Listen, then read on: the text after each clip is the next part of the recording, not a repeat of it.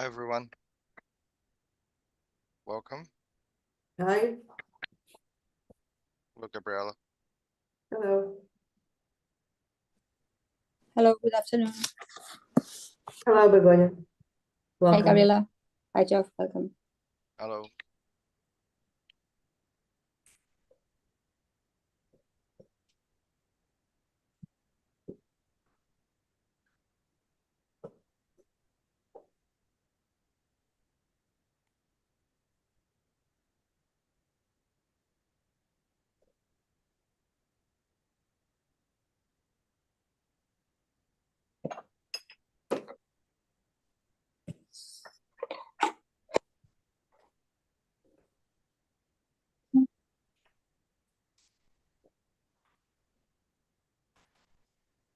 Jeff, are we all here already? Board members, staff? I'm just checking now. Just 1 second. Good morning. Hi, Hector. Hello. Good morning.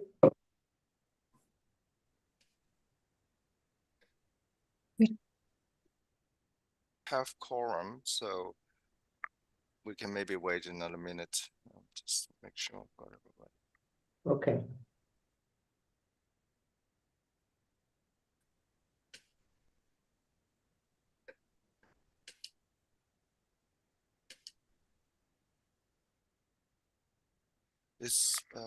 We're just waiting for Lori, otherwise everyone's here. Oh, okay. And Paul is here as well? Yeah. Oh, okay. Okay. And Stuart's. And Begonia is with us as well. And so Gabriella, if you would like to start, I think we certainly have quorum. And we will have a break this day scheduled at 11 o'clock Eastern time for about 15 minutes or so. So I'll pass to you, Gabriella. Thank you very much, Jeff. And good morning, good afternoon, or good night, good evening to all of you, depending on where you are. Thank you for being back for the 6th day of the December board meeting. Hopefully the last one. I'm happy to recall what the objective of this meeting is, and the objective of this meeting is to go through the last version of the proposals from the workstream 1 on independent standards for sustainability assurance, on which we had a discussion last week, on which there were some comments from the board members and some comments after the distribution of the text by Sylvia as well, which have been carefully addressed by the task force and triggered some changes, additional changes, as Mark and Sylvia will have the opportunity to guide you through. So the purpose of this meeting is to address these changes that were made since last week to the text that was presented initially to the December board meeting, hopefully to have a vote at the final of this meeting, at the end of this meeting, to approve not only the work of the proposals of workstream 1, but the whole sustainability related project. I will remind you that last Tuesday, we fortunately had the opportunity to approve the first part, so to speak, which was the proposals of workstream 2 on sustainability reporting.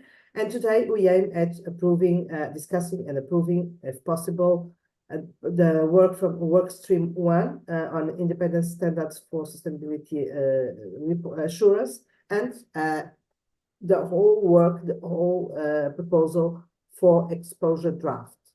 This is the purpose of this meeting. Again, as I have been saying last week and this week, the purpose is not to reopen any topics that have been addressed before and stabilized. So the objective of this meeting is to address the changes that were made to accommodate the discussions and the comments since last week. This is the objective of the meeting.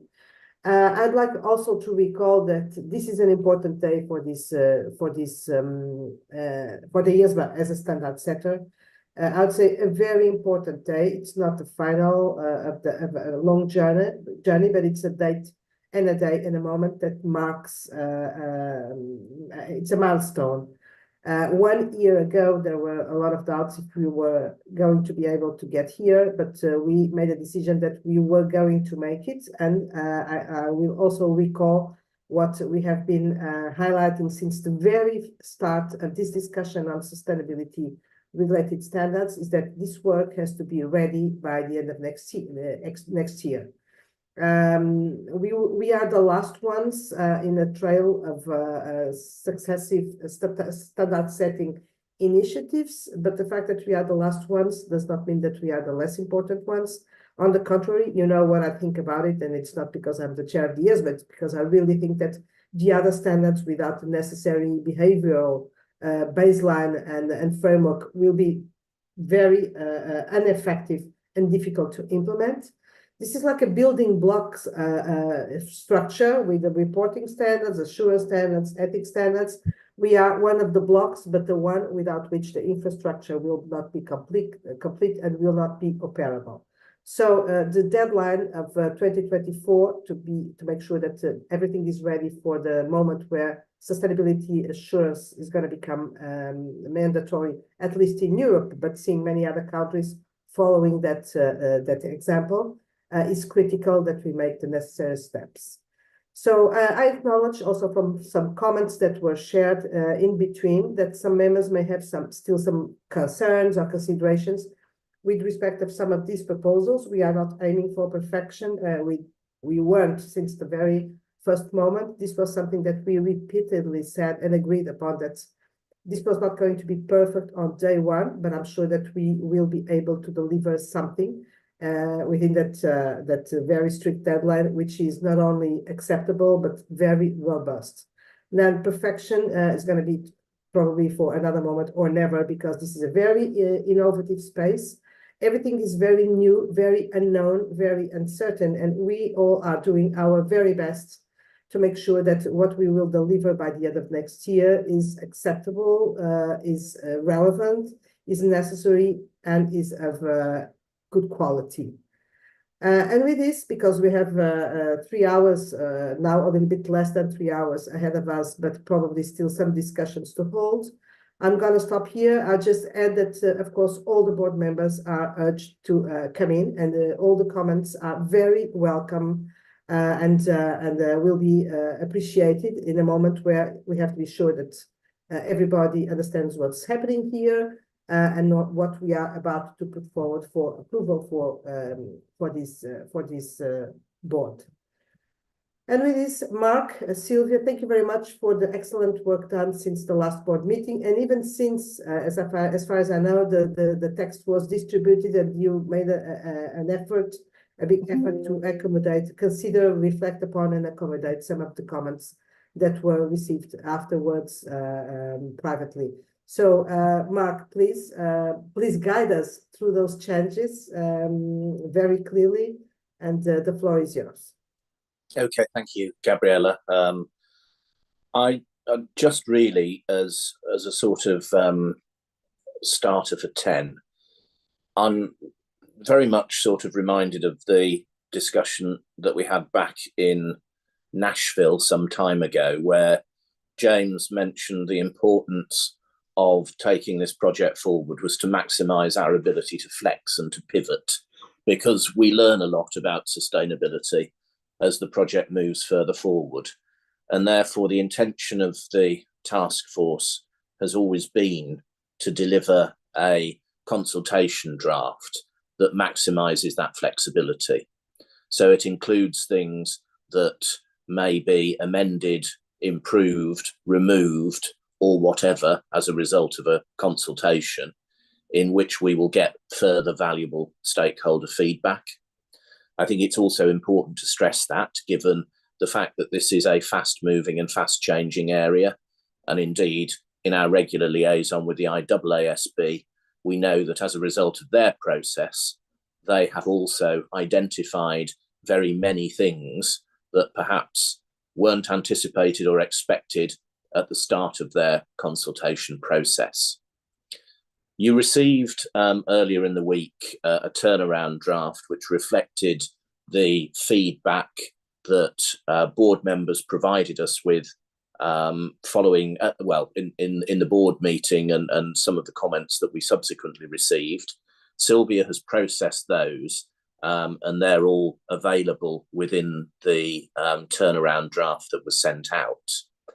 I want to focus particularly on a small number of areas where there has been further conversation between the task force and board members, as a way of trying to further refine the draft. So what we'll do is we'll focus on those subsequent changes initially, and then I'll open it up to board members to give feedback, but also raise any other comments about the draft, which Sylvia and I and Keith will endeavour to answer.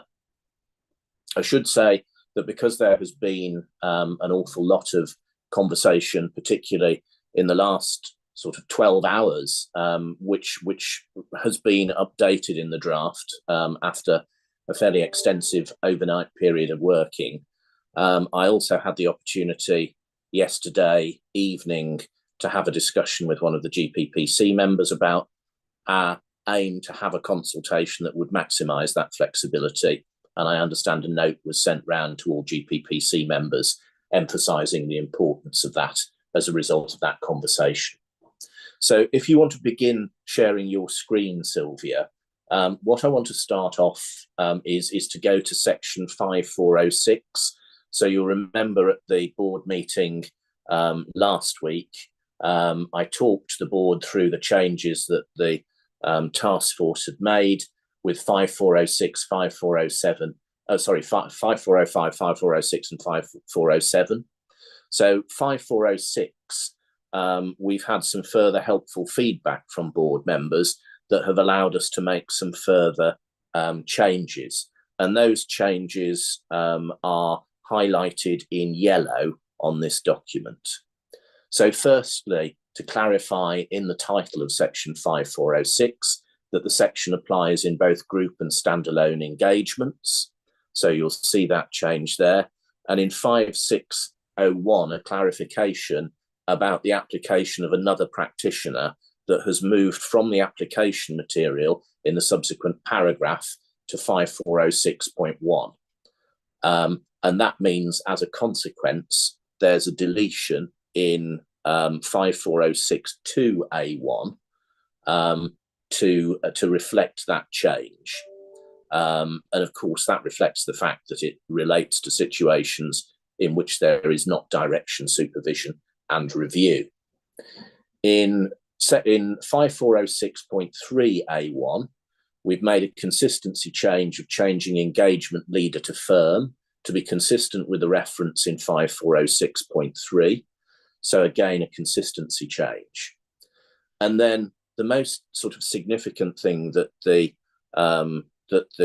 task force discussed is that actually we've decided that all paragraphs in this section subsequent to 5406.5 are no longer required. And therefore we're proposing that those paragraphs will be deleted and that section 5406 will end at 5406.5. What we've also done in that same paragraph is changed the reference to an entity to a sustainability assurance client in line with the deletion of the rest of the paragraphs in that section.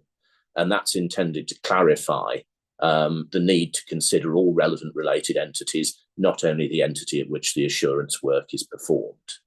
So those are the changes that we have made to 5406.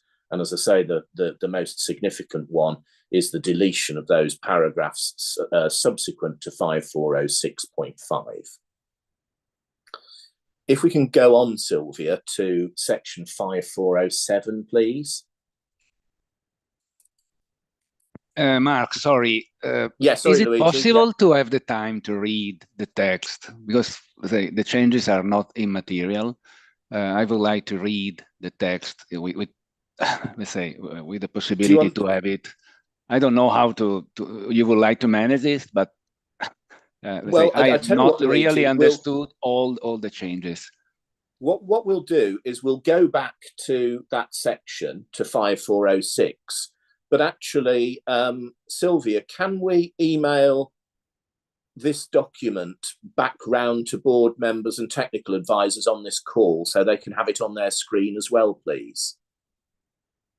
Yes, of course, we can do that, Mark. Just give me one moment, maybe, if I will stop sharing for 2 seconds. And sorry, I you will need, email... yes, because you've only got one screen there, haven't you? Yes, just at the moment. So if that's okay for everybody, just... So we'll just pause for Sylvia to send that email round, and then we'll bring it back up on screen so you can read it as well, Luigi, and anyone else can too. Oh, Rich, you've got a hand up. Do you want to come in now while we're waiting for Sylvia to send the email? Just real quick, Mark, as you delete everything after 5406.5, is that because you believe the other portions of 54, I'll say, the ones on financial interest, business relationships, etc., are sufficiently explanatory, or that you don't need to have these examples and things like that? I just want to, or are we going to, is there something else that you haven't got to yet that will help make this clear? Other than, of course, we will need to make that clear within the explanatory memorandum that goes out with the text. But actually, after carefully sort of looking at this, we believe that there is enough in that section alone to support its application, which of course is only in respect of those engagements where DSR isn't possible, and that will then be sufficient to support that. Sorry, Ken, is there anything you want to add to that?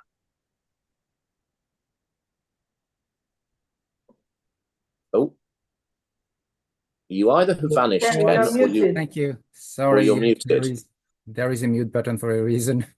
No, I wanted to provide some additional context, Mark, if I may, to board members. So Workstream 1 is proposing to drop the guidance, and some of the provisions are coming after 5406.5 for the reason that we are going to basically point practitioners to the application of the related entity provision that is in paragraph 5400.27. Because essentially the other practitioner is being asked to confirm independence in accordance with Part 5. And as they comply with Part 5, they will have to apply the related entity provision. And under the related entity provision, they are going to be required to be alert, or to, if they have any reason, if they have any reason to believe, or if they know of any relationship or circumstances that might impact their independence, they will take into consideration those relationships and circumstances. So all to say is that under the related entity provision, those relationships and circumstances will be captured already. And therefore, there is no need to have all the provisions that follow after 5406.5. And of course, we can explain that in the explanatory memorandum and provide the examples of the types of circumstances or relationships we have in mind that basically all in the current draft that you saw, and which Workstream 1 is proposing to drop. So that is basically the context. In other words, it's already covered, we believe, under 5400.27.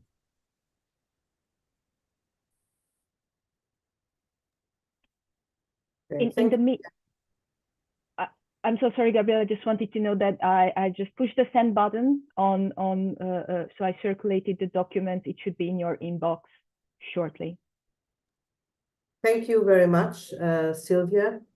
But I see that Luigi and Rich still have considerations. Rich, please. Sorry, I didn't take my hand down. My apologies. And thank you, Ken, for that explanation. Very helpful. Thank you, Rich. Luigi.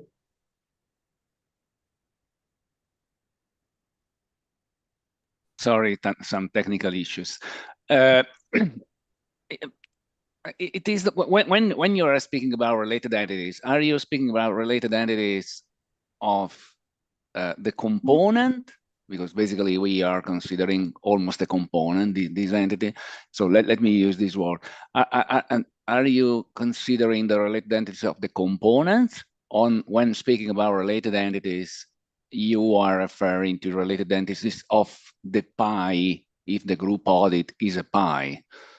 Just to clarify, because in other discussion, I understood that when speaking about the entity, the other practitioner should work as should be independent with respect to Part 5, but under the scheme applicable to the entity. So if the entity is not a pie, related entity should be those of a non-pie. Yes. But well, I've not read the text because I have not yet received it, but this is something that should be very clear in my view. Yeah. Sylvia, if you don't mind putting the text up on the screen again, that would be helpful. Luigi, thank you for your comments. If you see the change that's been made here, Sylvia has essentially reverted back to referring to a sustainability assurance client. So in other words, a related entity provision would be applied with respect to the entity that is subject to assurance, and the work is being performed by the ANOVA practitioner. That said, there is a question as to whether, if the group is a PI, whether the PI rules should apply to the ANOVA practitioner, or whether the ANOVA practitioner ought to apply the independence provisions that apply at their level. In other words, at the level of the entity at which they are performing the assurance work. Now, that is a question the board might wish to weigh in and see what is the appropriate approach that should apply. Workstream one's view, Mark, and you can correct me if I'm wrong, but the approach is to say, if the group is a PI, it would make sense to apply the PI rules so that there is at least symmetry with respect to assurance work that is being performed at other entities within the same group. For firms that are under DSR, they would have to apply the PI rules, and their work will be equally subject to evaluation and review by the firm. And just also in the case of a firm that is not under direction, supervision, and review, their work will also need to be reviewed and evaluated by the firm, and therefore it would make sense to apply the same approach in respect of independence. So and that's been the approach we followed, Ken. Yep. Thank you, Mark. Sorry, but by reading this part, I'm not able to understand this point, where it is written that they need to follow the rules applicable to the group audit. It is not written here. Sylvia, can you go to the paragraph that deals with the communication of the application of the relevant ethical provisions?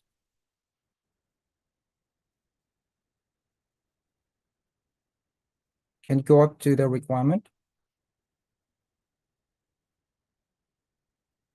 Right, so that deals with the communication of the relevant ethical provisions. Okay, can you scroll back a bit so that we can see the entire paragraph, or maybe join the 2 pages? Yep. Okay, let's pause here and let's give board members a chance to read this paragraph, because that deals with the communication of the relevant ethical provisions that should apply at the level of another practitioner.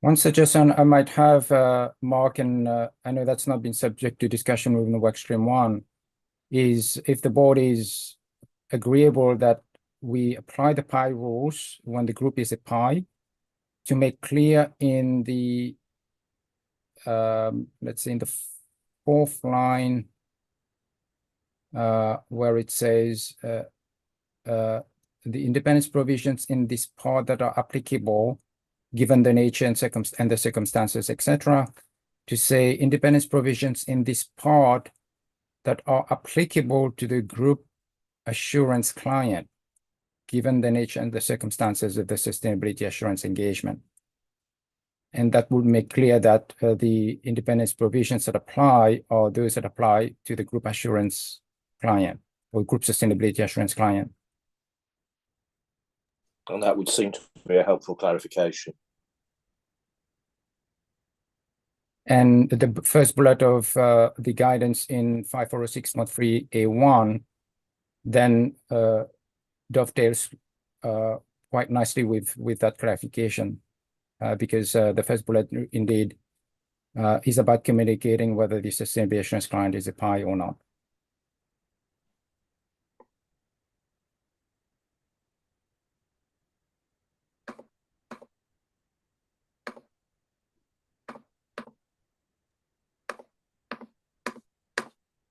Okay, thank you very much, Ken. Luigi, does this respond to your question? I had another question, which is more general. By comparing, for the sake of equivalence principle, I new new sections that we have, and why we should, well, because this is not clear to me, why we should have a section 406 here, which is not included in the group audit. There are no substantial differences. Even in the group audit, we could have auditor of components or part of the group that are not under DSR, and we do not have this section. So why we feel the need to have this additional section here? Well, part of the rationale for it, Luigi, was to try and make the sections of the code less complex, because if we what we were concerned about is where we had it all brought within one section, it became quite long and quite confusing, particularly for non-PAs that might use it. And so therefore this was a way of trying to segment it down and make it more manageable. But yeah, but this is not included into the long 4 or 5 of the audit of the extant code. Extant because today is is effective. So I do not understand why this difference, because this is something new which is not included in the extant code, so it is not equivalent to the extant code. And I struggle to understand why it is needed, why the circumstances could be the same of the financial statement audit. And in this scenario, we didn't feel the need to have it.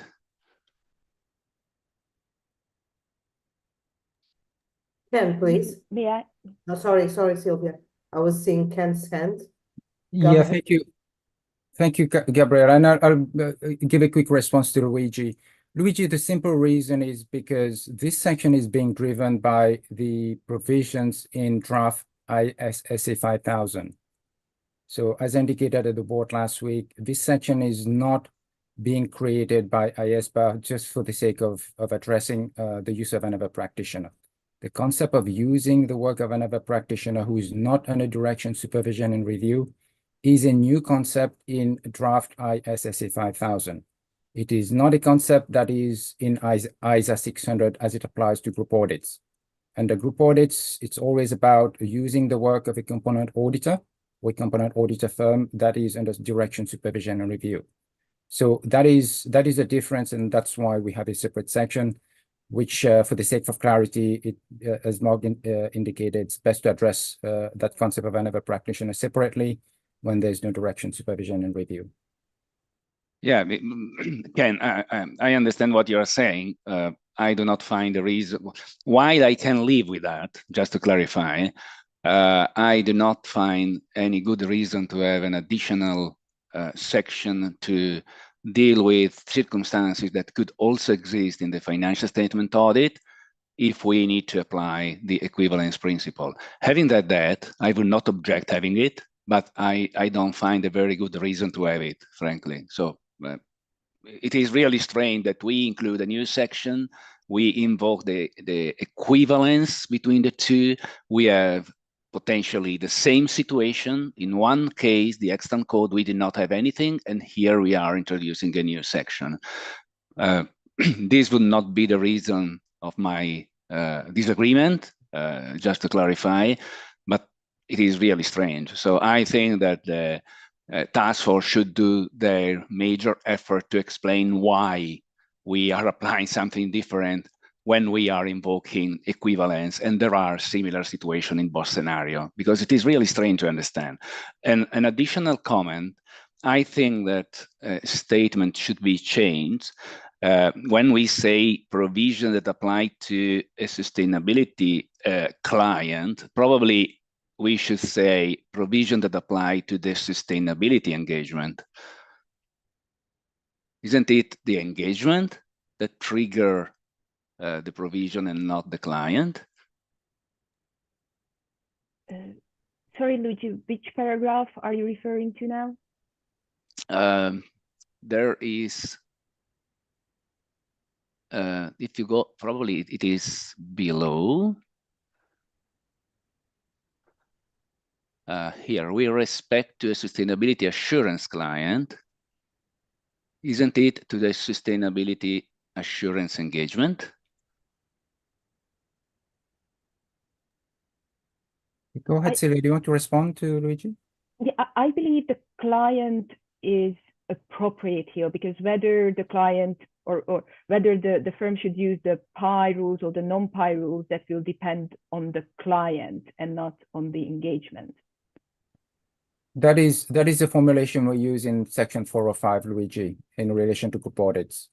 It is the application of the independence provisions with respect to a client. Part 4 is about the independence provisions as they apply to with respect to a client. So that is consistent with section 405 in group audits. Yeah, I will try to read the entire text during the break. Thank It you. is now much shorter. It is now much shorter, Luigi, as Mark has explained, and hopefully much clearer. Okay, thank you, Ken. Gavin, please. Yeah, to Luigi's point, we've already raised some questions about the references to audit client, and to look at that later. I think it might have some merit to consider sustainability assurance engagement, or some other term, because we're kind of setting this up to be looked at in the future when we look at the audit client term. Thank you. Again, sorry, I must jump in here. We are in danger of introducing inconsistencies with how we are directing practitioners to apply the independence provisions. The provisions that apply in the group audit context refer to the application of Part 4A with respect to an audit client. And that means that when you apply the provisions in Part 4A, you have to apply it with the understanding as to how an audit client is defined. An audit client is not defined just in relation to the entity subject to audit, but it is encompasses the related entities as defined under the code, under the glossary. So we have to be consistent because otherwise it's going to be very difficult to explain why we have a difference in terms of the approach.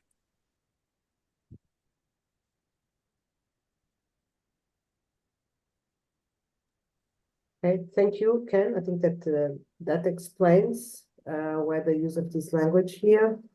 And I think that Mark can proceed. Okay, thank you. If we can move forward, Sylvia, please, to 5407, just so I can take the board through the changes to that section as a result of the further discussions since the version was sent round. So there's just an editorial change. Sorry, Sylvia?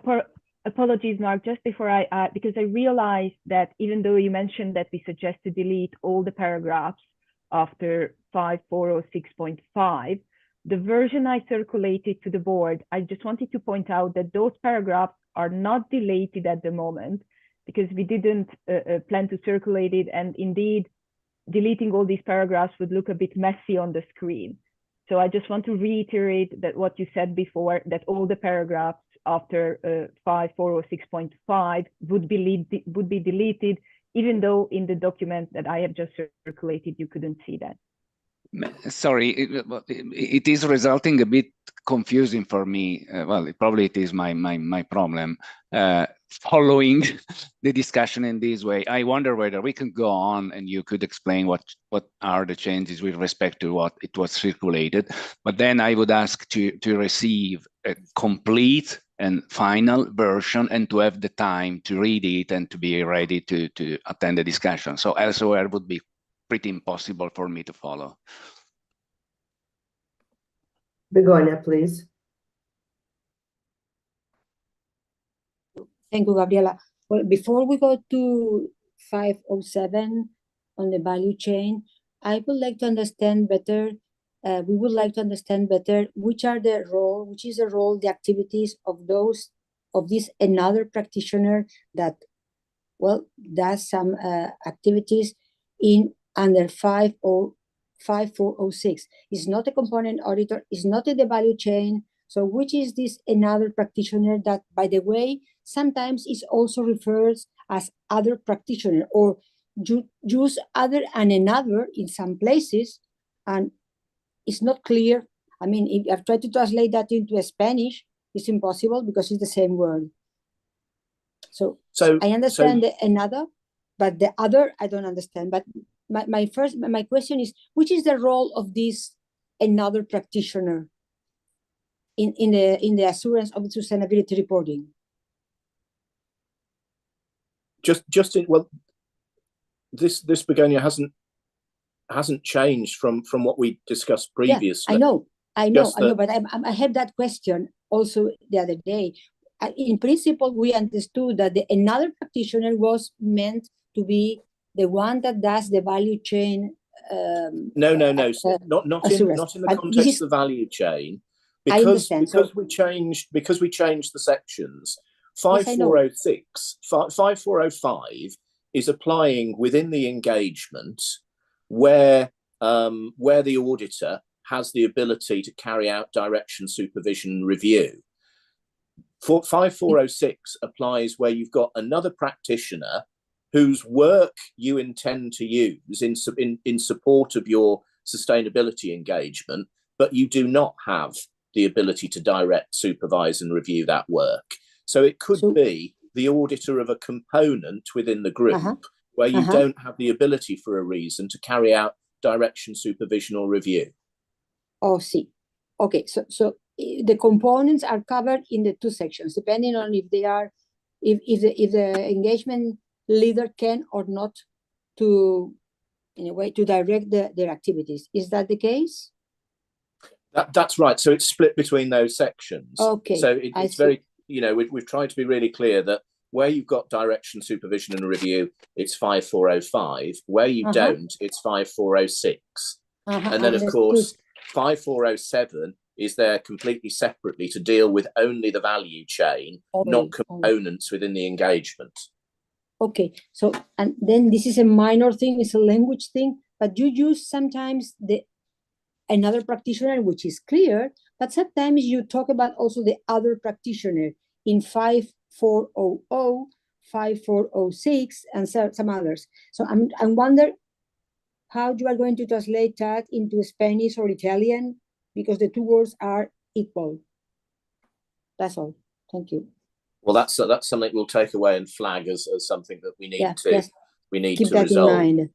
Keep that in mind. What do you mean by other practitioner? Yeah. No, we understood. Sylvia, do you want to come in response to Begonia? Just really briefly to clarify, sometimes we refer to other practitioner within the same provision when we already introduced the reference to another practitioner. It is only grammatical because sometimes we cannot use a definite article and another practitioner. But I think it's supposed to be clear because other practitioner comes second all the time. So if someone reads the whole provision together, it is clear that we are talking about another practitioner that is a defined term in the glossary. Well, frankly, I find it confusing. And by the way, and the difference between the another or other practitioner and other firm? Yes, so Begonia, the concept of another practitioner is an assurance concept. It is, I know, yeah. sits in ISA 5000.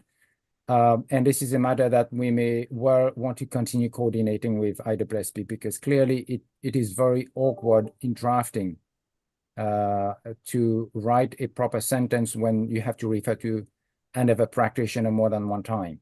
So the language is what it is, and therefore that's why we have to read it in context. When the context is, in this section, it is about using the work of another practitioner. The context is another practitioner, and therefore references to other practitioner are intended to be read in the context of basically that concept of another practitioner. We can again flag this issue on exposure and indicate that this is a matter that we are aware of, and that we will continue to explore in collaboration, coordination with IESBA, where there's another term that would be more clearer and perhaps less confusing to use by practitioners and others. But that is a matter that certainly has existed all along. The moment IESBA came up with the concept of another practitioner. And do you have difference between other practitioner and other firm? Well, I'm not sure whether in this section we refer to another firm, Sylvia. I don't believe so. Well, other firm is used in 5400, but then so I mean, I'm reading the code as an external person that tries to understand it, right? Yes. And in order to make it clear for the non-PAs, well, these things could be a bit difficult to follow, but that's it. I mean, I'm not saying they're important or relevant things, but it would improve to have more clarity in the reading if this is the plan to make the code accessible to the others. Thank you. That's understood. Okay, so we can explain this again. Just flag this in the explanatory memorandum, Sylvia. Just highlighting again that these terms have to be read in context and the relevant sections, and that we will continue to coordinate with IESBA in terms of identifying whether there's a better term or clearer term that could be used. Before you move on, Mark, just in response to Luigi's suggestion of having a clean draft, what I would suggest is just before we come to the break, and hopefully we'll be able to get through the substantive comments, Mark, I'd ask Sylvia to maybe extract the relevant sections under discussion and just send a clean version out to the board so that during the break, we'll allow some time for the board to read the clean versions. Okay, thanks, Ken. May I suggest, sorry for jumping, may I suggest to receive the clean compare, let's say the markup compare with what those that you have circulated would be easier for, at least for me to go through and even faster. I will try to do my best, Luigi, during the break. I don't have those versions because whatever I circulated to you, the green changes that it was explained previously, this is the changes since the posted version. The yellow changes that Mark is walking us through, this is the changes that we have made since I circulated the latest version on Wednesday.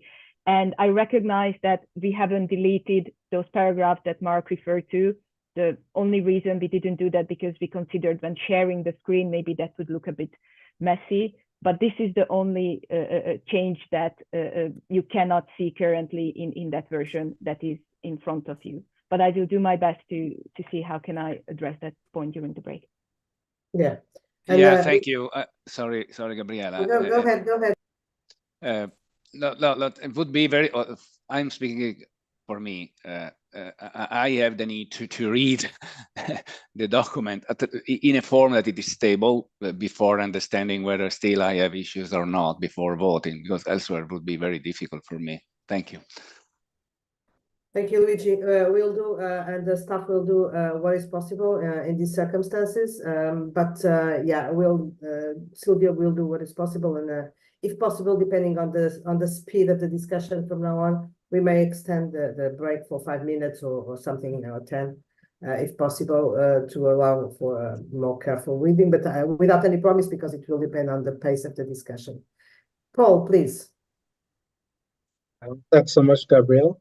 I think, if anything, just touching on the points being flagged by Begonia in terms of how to progress towards the code being as accessible as possible by non-practitioners. Just kind of flagging a question, because IESBA is taking steps towards profession agnostic, which IAASB are not in the same direction on. If we're trying to make sure that any changes are done in very tight cohesion with the IAASB, will we achieve that goal of code accessibility to non-practitioners? Just a question I'm flagging. We can go into more detail. Thanks. Thank you, Paul. Well, I'll try to respond afterwards, but let's listen to Hector. Thank you, Chair. Very briefly, just to, if I understood correctly, Sylvia, if we take the last version that you circulated and we delete everything between 5406.582 and the rest of that section, then we will have a final version. Is that correct? That's correct, Hector. And I think I have just managed to send it to everyone with those paragraphs deleted. Excellent. Wonderful. Thank you very much. Okay, thank you, Hector, for clarifying that, and Mark for sending that. Paul, yes, I think that you have a point there, but this is the tension that we are always facing between trying to be as profession agnostic as possible, but still having to abide by and be consistent with technical terms that it's not in our hands to change. So this is really a difficulty that I think that we will have to address going forward on the next years together with IAASB. But it's also from an enforcement perspective, it's very risky to use different terminology from the one that is in the assurance framework. So yes, you have a point there, but there are limits to what we can do with the IESBA in terms of working on that concepts which are not our concepts and making them available. I fully understand what you're saying and agree and can agree somehow on that, but this is about the limits of the circumstances and the context where we work. We are not the owners of the technical terms, so changing them would take, as you say, a very careful work with IAASB that for the time being, it's not yet possible, also because our time frames were different. So this is probably something that we will have to address going forward if we want to explore further the idea of being profession agnostic together with IAASB. Thank you for your comment. I don't see anyone else. So Mark, can you please move forward? So thank you. If we go on, Sylvia, to 5407, there are a small number of clarifications and changes. So in 5407.1, you'll see a reference has been added to assurance work to avoid confusion there. In 5407.2, paragraph A1, there's a clarification to over the description of work performed by the firm at a value chain entity. We've also inserted a subtitle before 5407.4, which you'll see there. And at 5705, clarification that the assurance work was performed in relation to the value chain entity. So those are just small changes to section 5407. Mark, sorry if I can jump in here. I think the subheading unless I need to have a vision check here. I think the word practitioner has been deleted, and I think Sylvia, you intended that's right. It is struck out on the. Yes. So yeah. Sylvia, if you can undelete practitioner so that it makes sense. Apologies for that. Indeed, we just only changed the reference from another practitioner to a sustainability assurance practitioner. A minor clarification. Yeah. Okay.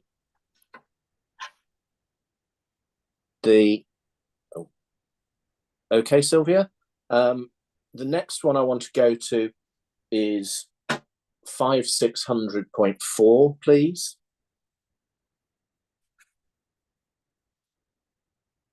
Again, this is just a minor change that we have made. So, sorry, I see Rich's hand up. Rich, did you intend to come in on 5700? Sorry, 547? 5407. Rich? Yes.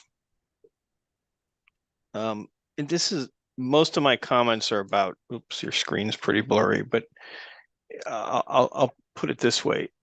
This is a challenging section to read. So when we use the phrase perform assurance work, we mean performing assurance procedures at the value chain entity. We use that in the very beginning in 5702A1A. Okay. Yep. So then I just want to clarify, if I'm reading 54073 correctly, we're saying that if you are the standalone sustainability assurance provider or the group sustainability assurance provider, and you choose to go with your own team to do work at a value chain entity, you must be fully independent of that value chain entity in accordance with Part 5. I think that's pretty clear what that's what it says. Yeah. Yeah. Okay. That's going to be something we should explain in the EM, because I have to admit I had to go through this a couple of times to kind of separate what happens when A applies in 54072A1 subparagraph A versus subparagraph B. That is going to be one of these places where that's not likely to be, is likely to result in people being unable to do that work. But that's just the function of what we've created, I guess. And then as we move to this is not a huge, 54075 in the first paragraph, the lead-in paragraph, the value chain entity is just not mentioned, and I would suggest that it should. I see you've added it in the yellow. Thank you. Sorry, I missed that in the walkthrough. Thank you. Oh, sorry. Andy, you want to come in? Yeah, thank you. If we're talking about the 5407, or unless we're going to ask for comments later. No, please, Andy.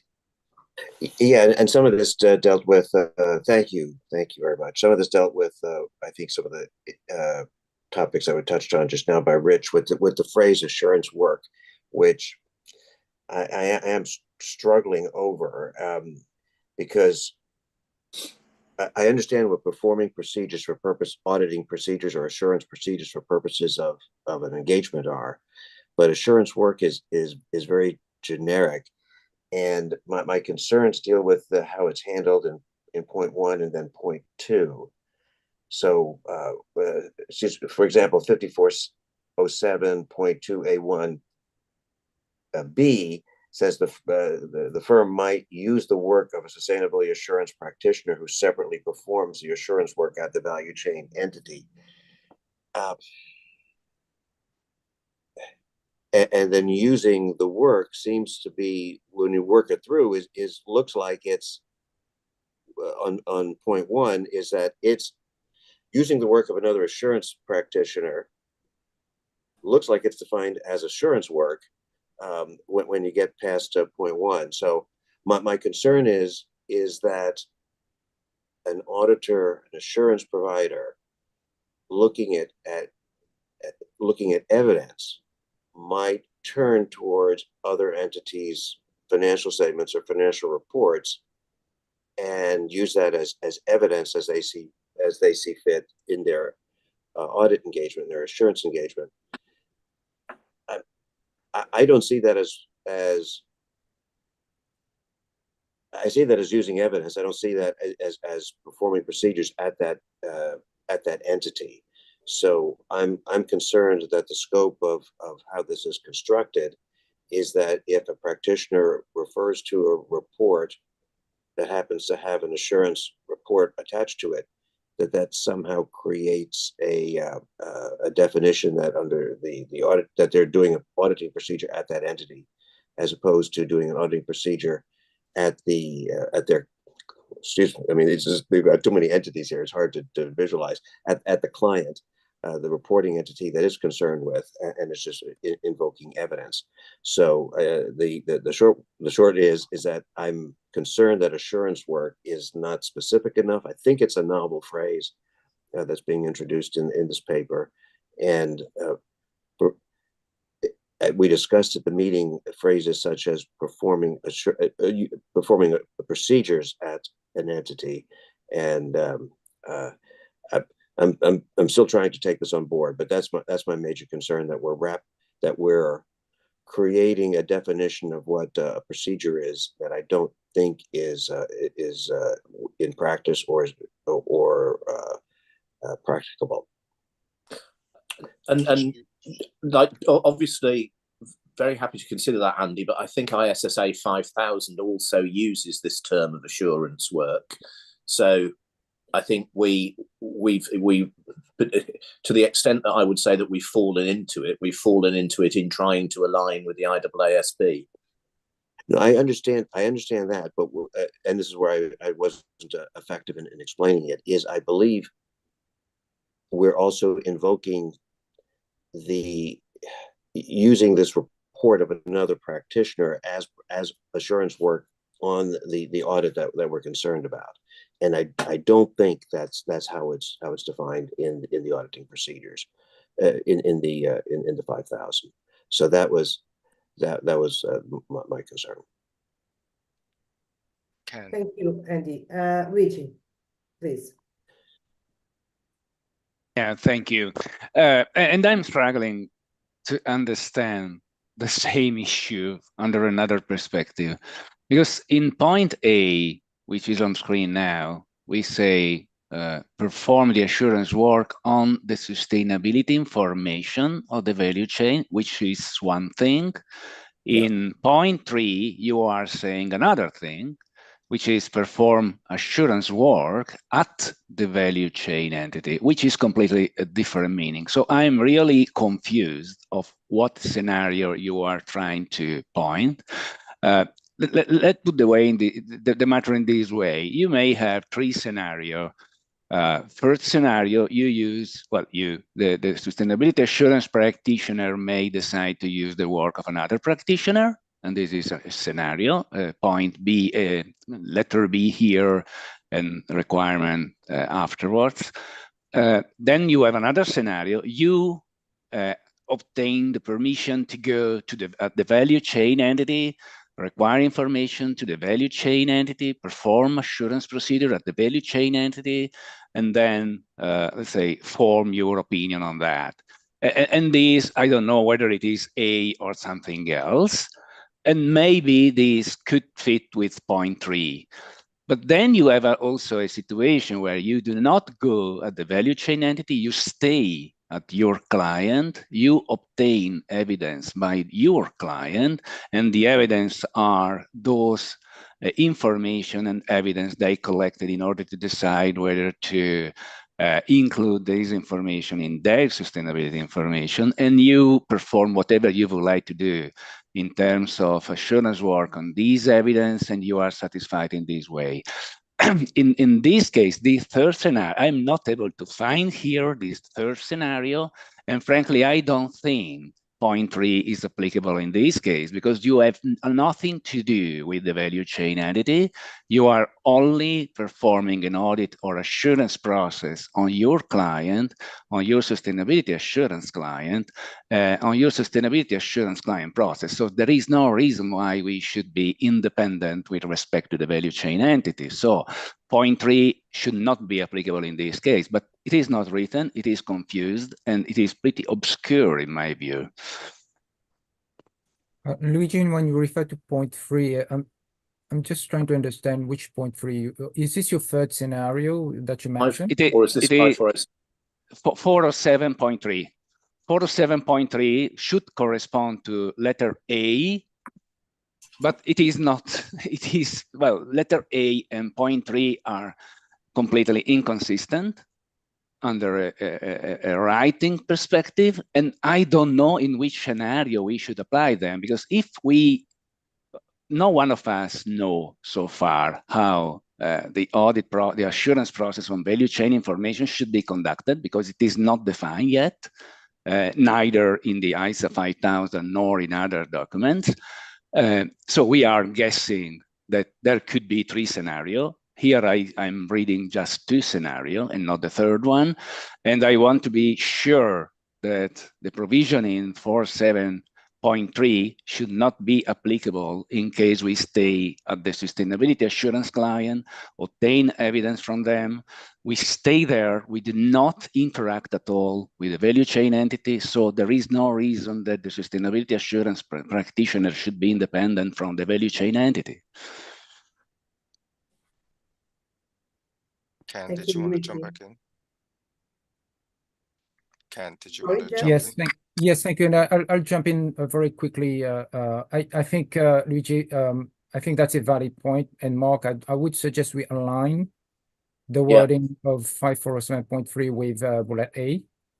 Yeah. And my sense is we ought to align with the wording as it is in bullet A. Yeah. No, that's because that is assurance work on the information as opposed to necessarily a full and complete assurance of the value chain entity. Yeah, but it should be clarified which scenario is, because if it is also implying that if we stay at the sustainability assurance client, and for the fact that we are examining their evidence to take assurance on this information, this would result in the sustainability assurance practitioner to be independent, fully independent with respect to the value chain entity. I'm not in agreement. I'm strongly in disagreement. No, I think I understand your point, Luigi, and this is a bit of an unknown at this point, because as you say, we don't know how the assurance work is going to be performed under ISA 5000. ISA 5000 is silent on this at the moment, and this is a matter that perhaps we can ask for input on exposure.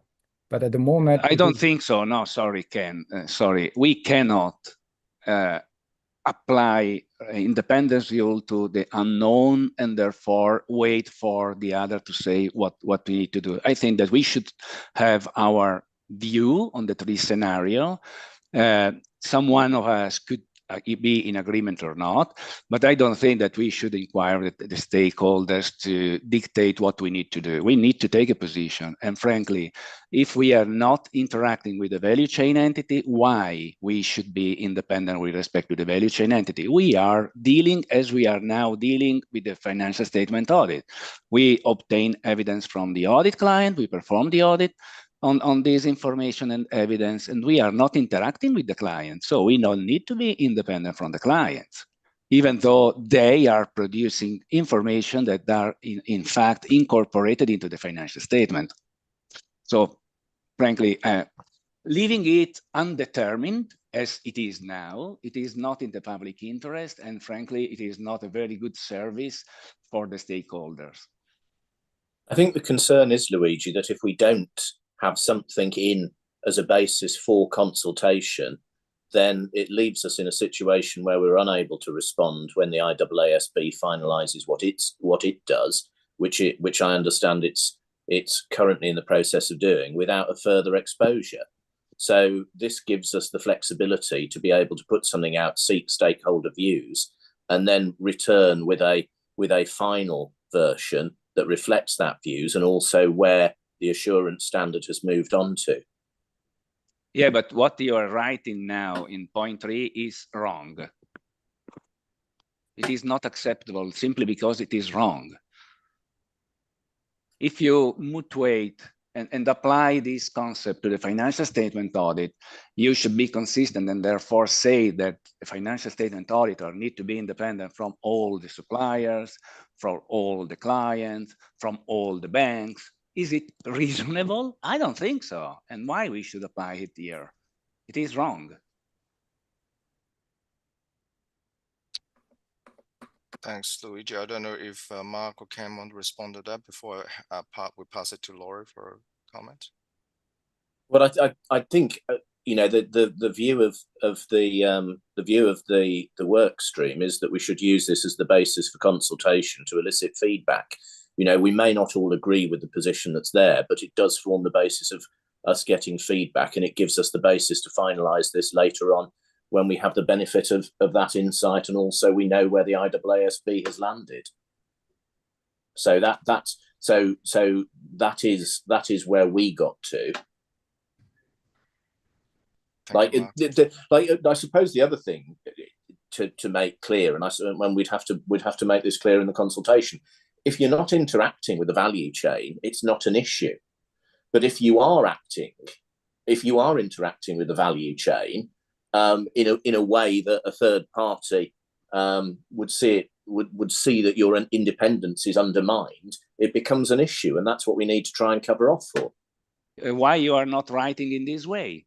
You are writing that if you perform audit assurance work on sustainability information of the value chain entity, even though you do not interact with them, we should be independent, fully independent.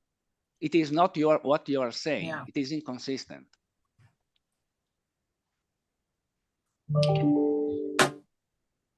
Ken. Yeah, I thought Luigi paragraph 3 precisely gets to this point. Yeah. That the firm should apply part 5. Because at the end of the day, the firm is the one that is performing the assurance work on the value chain's information. So I'm not sure why you're seeing a bit of an inconsistency here, because at the end of the day, we're saying the firm needs to apply part 5. This is assurance work the firm is carrying out on the information.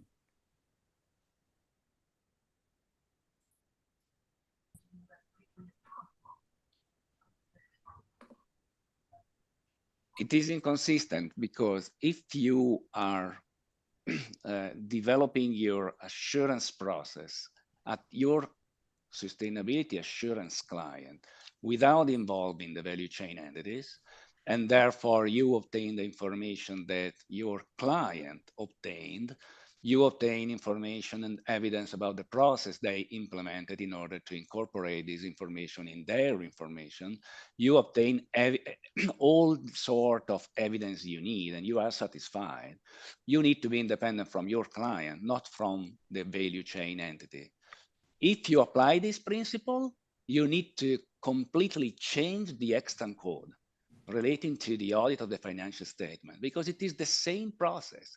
Instead, when someone decides to go at the value chain entity and interact directly with the value chain entity, I agree that it is a different story.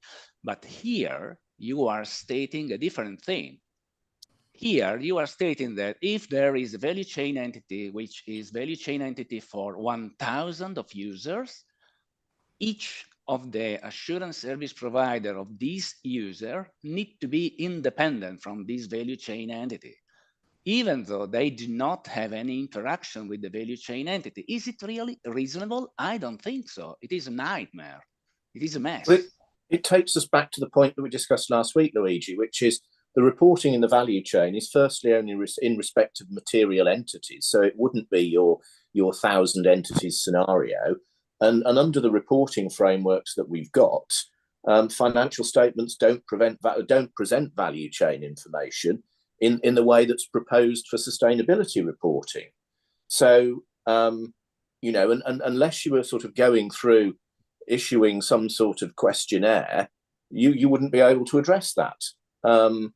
So that's what's driven it. It's effectively, it is aligned with the reporting framework and the way that the sustainability information is brought in, which is very different to an audit of financial statements. Yeah, Mark, but you are continually repeating that you are making reference to the reporting framework, but the point is that you should make reference to the assurance framework, to the performance of the assurance, not the reporting. Until when we don't know how to perform this activity, we don't know how to state independence. But if we would like to state independence, I don't think we should state as large as possible.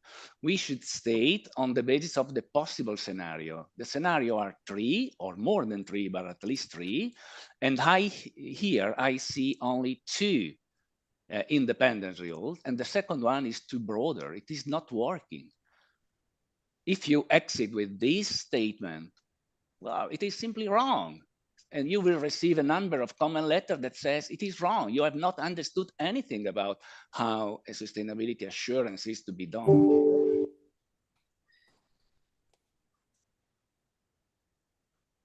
Laurie, I can see a hand.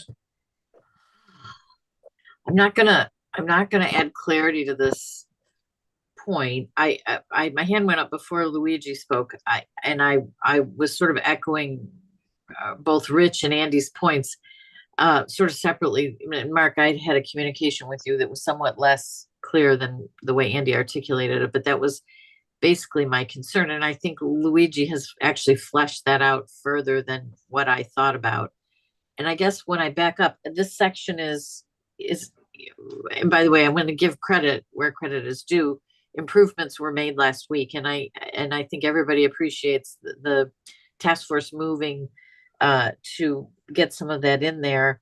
I know we're not aiming for perfection, but I think the concern everybody has here is, how does this change post-exposure if it's viewed as a significant change?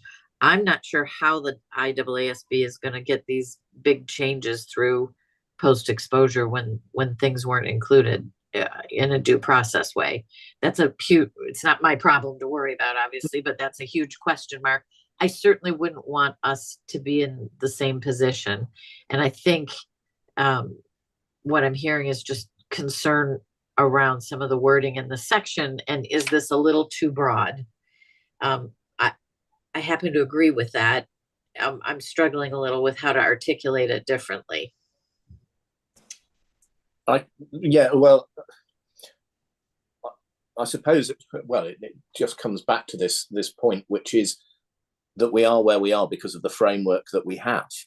So we are being driven by a reporting framework and reporting requirements. That will determine ultimately what's assured, although that is not set out in the assurance standard yet. And as you say, I don't know how the IAASB will land this, but that's what they're working on at the moment, and they tell us they're working on at the moment. And we should make sure that the independence requirements are sufficient to underpin that assurance engagement. And this gives us a basis to go and consult, get that feedback, and subsequently amend this if we need to. But if we don't have it, we've got no basis to do that. Thank you, Mark. Andy.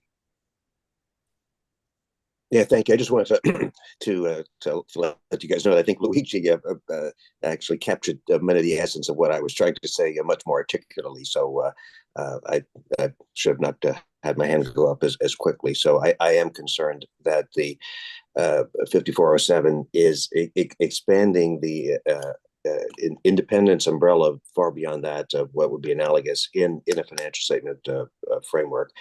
The reporting framework we're dealing with now in S2, and it comes with value chain entities, has a whole array that the reporting entity is disclosing in terms of the verifiability of its information and where it comes from.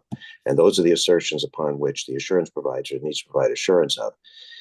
And in doing so, they get evidence, and that's essentially where we're dealing with. And I think Luigi did express that much differently than I did, and much more articulately. But I mean, in a financial statement audit, everything on that financial statement is a counterparty for the most part with other entities, and the auditor gets evidence that it weighs in a variety of fashions. And its independence must be independent of the reporting entity. And I think I certainly agree that's unassailable. My concern is that as written here, I think it limits things and goes beyond. So I'll tick off what Luigi said there. In terms of the consultation, I'm just not comfortable with putting something out for consultation that I think is flawed. So I do hear what you're saying about it. So I would prefer a different avenue to go by and to be able to make sure that we could deliver the appropriate independent standard to hit most of the circumstances. But anyway, Luigi did articulate precisely my point in a much more clear fashion. Thank you. Thank you, Andy. Christelle. Thank you. While I support and understand what Luigi is referring to, I wonder if when we read the 4072A1, we are not excluding this third scenario, because this section says the sustainability information on which a firm expresses an opinion might include information from a value chain entity. This is the first might. Then in performing the sustainability assurance engagement in accordance with the relevant, etc., the firm might determine that assurance procedure need to be performed at the value chain entity. Okay? If you are not at the value chain entity, but only on the subject matter information coming from that value chain entity, but performed and the assurance provisions are performed at the client, which is the third scenario of Luigi. For me, you're not in this A1 section. You're somewhere else. Maybe we need to say that this somewhere else should be dealt in accordance with such and such provision, but effectively we should not suggest that if the subject matter information on which you perform assurance work is done without any relation with this value chain entity, you should be independent of this entity. This, I think the scope, I am okay with what Luigi is saying. I don't see a contradiction with what is written here. I just wonder, is there a necessity to have an additional mention somewhere else? I don't know. But I would not wait for the ED to answer to change this chapter, because the A1 here seems to me quite bulletproof. Yeah. The introduction of that section is coherent with the A and B. This is what I mean. Sorry. And that is, you know, Christelle, we from a work stream perspective, we agree with you, and of course, you know, the point A, of course, only addresses where actual work is being carried out. So, you know, we agree with your assessment there, and that's been the understanding that we've had. Okay. If it's at the value chain entity, it can be by you or by another a practitioner. But if it's on the value chain entity information, computed, worked out by your client, then the independence should be to the client, not to the value chain entity.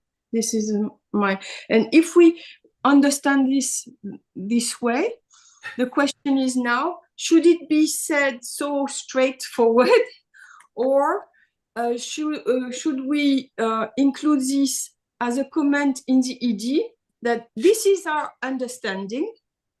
And because the subject matter information on which assurance work is done on leads to analyzing the independence to the reporting entity, so the assurance client, then this is addressed by other chapters of our part 5, which is the normal, all other information on which classic assurance work is done.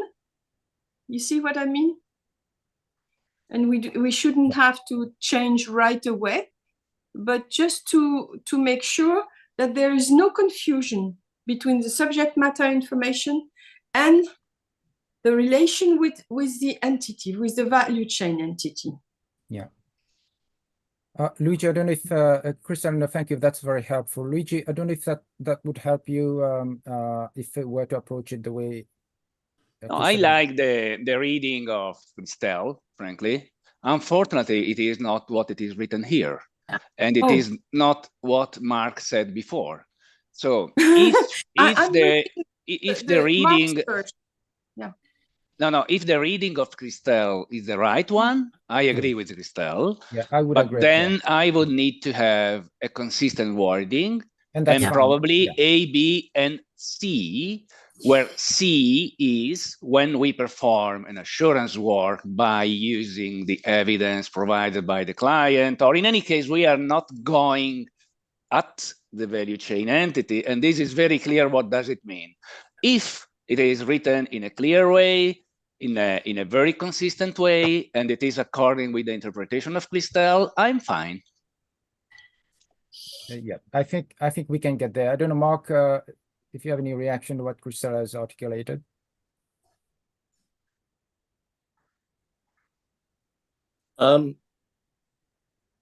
We can look at that, Ken. I'm just I'm just mindful of the fact that we don't want to land ourselves in a place where what we're proposing is incompatible with the primary assurance standard that's been developed to deal with this. Well, but there is no assurance standard developed, so yeah. Well, we don't know. There is one under development. Yes. What is a risk, Mark? For example, if the IESBA issues a complement to say, okay, this is how to deal with the assurance work on value chain information.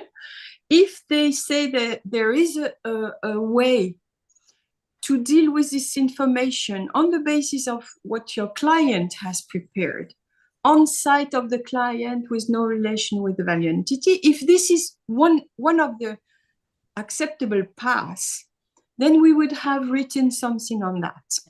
If it is forbidden, then we should ask ourselves, could it be authorized by other frameworks, assurance frameworks, right? And so it's still interesting to leave our message, or should we revise because the arguments about assurance work is such that it will never happen, and then we don't need to keep this mention. Yeah. So I understand what you say about we don't have the assurance framework, but we don't have it neither on the A and B. Yeah. We guess it's logical that it exists. There might be situations where the C could exist, I don't know, or if we set it as a A1 like that, somewhere we could have an A2 or an A3, by the way, if the work is performed on the basis of the client's information and the independence requirement is not applicable. Yeah. This would be the C, yes, if I understand, which I agree in terms of scope of independence. Laurie. Yeah, I actually, that's interesting because as I read this, that I think Christelle's point is very good. It sort of focuses on the language right now, the work on the sustainability information of the value chain for purposes of sustainability assurance engagement incorporates too much. It incorporates, work you're doing on evidence your client has given you.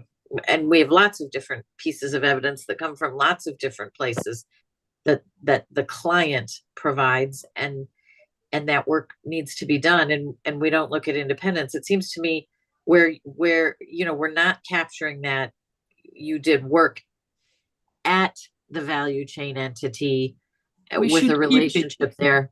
And that's a separate concept. And I think we need to split these because otherwise we get into this very murky area. When do you cross the line? And I would be comfortable if we figure out a language around that, because that splits out, hey, we don't have anything to do with this entity. It could be, as Luigi has mentioned, an entity that's providing a piece of work to lots of different people. And that is commonly the case. And there's all kinds of audit work you can do up at the client level of the group. So I'm supportive of trying to get that language fixed. I would feel much more comfortable with that. Okay, thank you, Laurie. Mark or Ken, I just want to check, is the work stream proposing any further changes before we move further? Yeah, my sense is it's achievable to cover that that third scenario, Mark, if that's okay with you. I mean, I've got some wording in mind already that we can just slot in. But to me, okay, well, maybe we can discuss that in the break, Ken, Yeah. and come back to the board after the break on that point if there is wording to do it. Yeah. Although, do note that 5406 uses at, 5700 covers on, and in a pretty light touch way. So we've got to make sure that we're not leaving a gap, but we can discuss that in the break. Yeah. Okay, thank you both. Just want to confirm that Sally and Rich, you don't want to come in. Rich, you okay. Okay, thank you. Mark, back to you. So some further small items. Sylvia, if we go on to 5600, so we can go to 5605.4.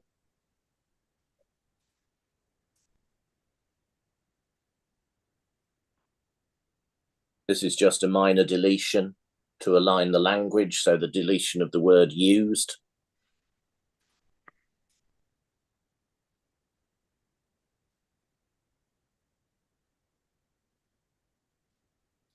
Five, 5605.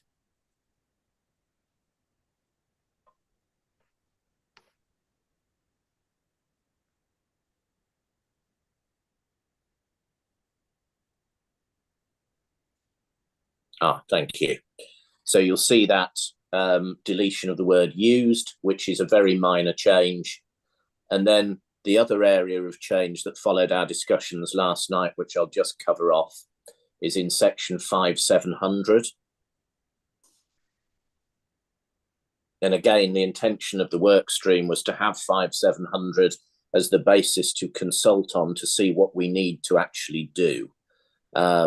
And again, that is something that could be subject to revision as appropriate on the back of the consultation.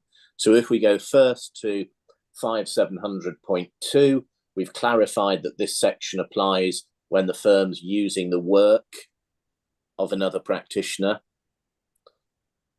On 5703A1, we've changed information regarding value chain entities to information from value chain entities to be consistent with the rest of the section. There's a subtitle that's been added before 5708A1, which changes an entity within the value chain to value chain entity. And this is consistent with everything through part 5.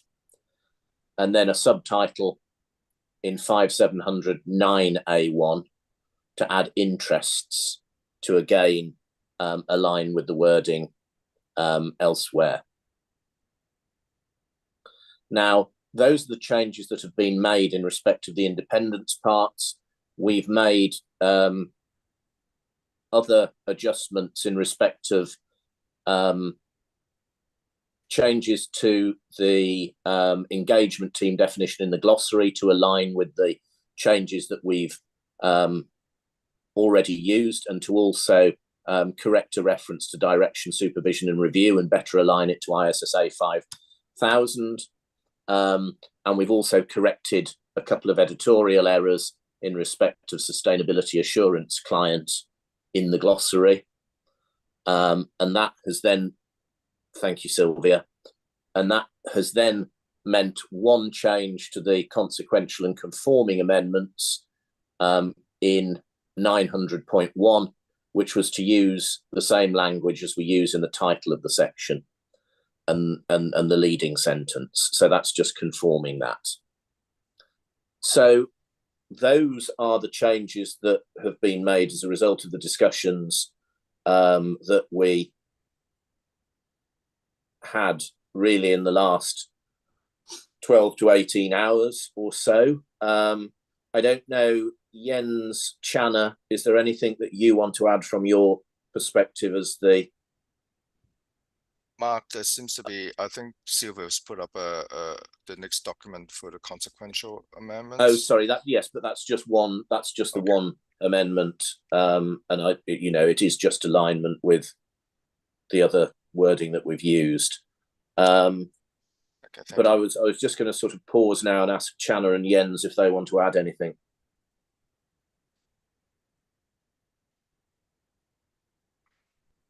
Not for me. I think the proposed changes responding to Luigi's comments, I think to add a small c is in line with our discussion. Thank you. Yeah, Mark, nothing to add from me. I also agree with Jens. If we can address that point C, I think then we can move forward. So nothing more to add at this stage.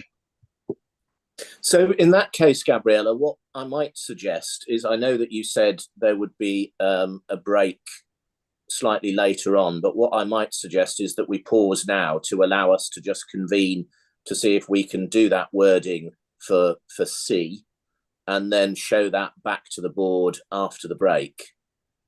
I also ask because it is, sorry, Mark, but it is very difficult for me, and sorry for that. Probably it is due to me, but I need to have a stable text, and I also need to have some time sufficient for me to go through it and to connect all my dots in mind, in order to be sure that when we are discussing something, I have the full picture in front of me. I have a number of comments though to be provided. I can wait the final release, but after your dissemination, I need some time in order to review it and to read and to be ready for the discussion. So the version, I was going to say, the version that I emailed out earlier, Luigi, is a stable version with the exception of any new text that we need for this bullet C. So that version has the deleted paragraphs now removed from 5606. Yes. And we need to just deal with the other question in the break to revert back to the board. Sorry. What I was going to suggest was exactly that we have a slightly larger break, longer break, maybe half an hour, because we were supposed to break, I think, in half an hour, that we can reconvene in half an hour. Or if you think it's fine to do what everybody has to do, and then reconvene and discuss with a view to have a final decision. And at this stage, I see that Rich and Angie still want to speak, but I'd like again to urge the other board members, if possible, to tell us what you think about this proposal. And at this stage, before we break, I'd like to remind you that we have agreed on the principles, on the basic and fundamental principles behind this proposal. I welcome all this incredible work that has been done by some of you addressing the proposal in such a level of detail. I understand that there may be some remaining concerns, and this is more than understandable with such a complex issue and proposal. So there is nothing strange here in this room and at this moment. What I think that we have to focus on is on the general agreement that we have already made on the principles behind the proposals. Now, if we can still adjust the proposal in terms of making the words better, in excluding or mitigating some lack of clarity, eliminating some conflicts between words or whatever, of course, this is going to be in the interest of the exposure draft and in the interest of the IESBA. But what is in the interest of as always, that in the last part of the meeting after the break, that we are able to focus on what's really strategic and significant to allow the board to make a decision and take a vote and decide whether this is an exposure draft that we want to put out or not.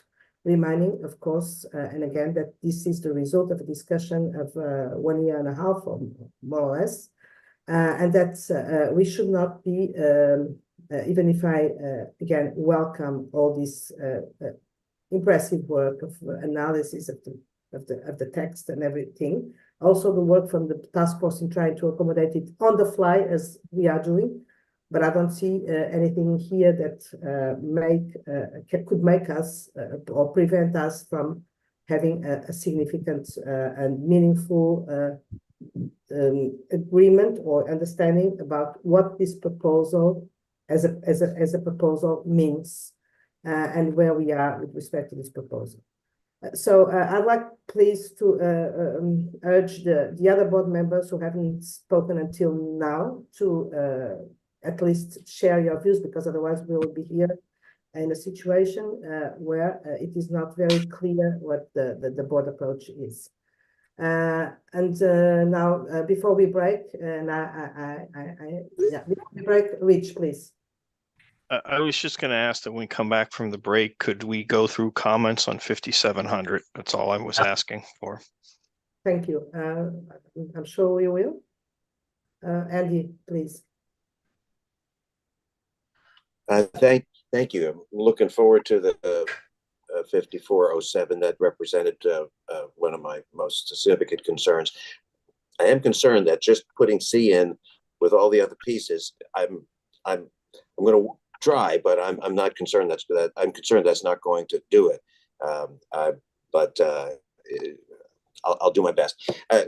Just wanted to point out in the yellow material we just saw, the 5406 uses the phrase single entity. I think that's the first time we've used the phrase single entity.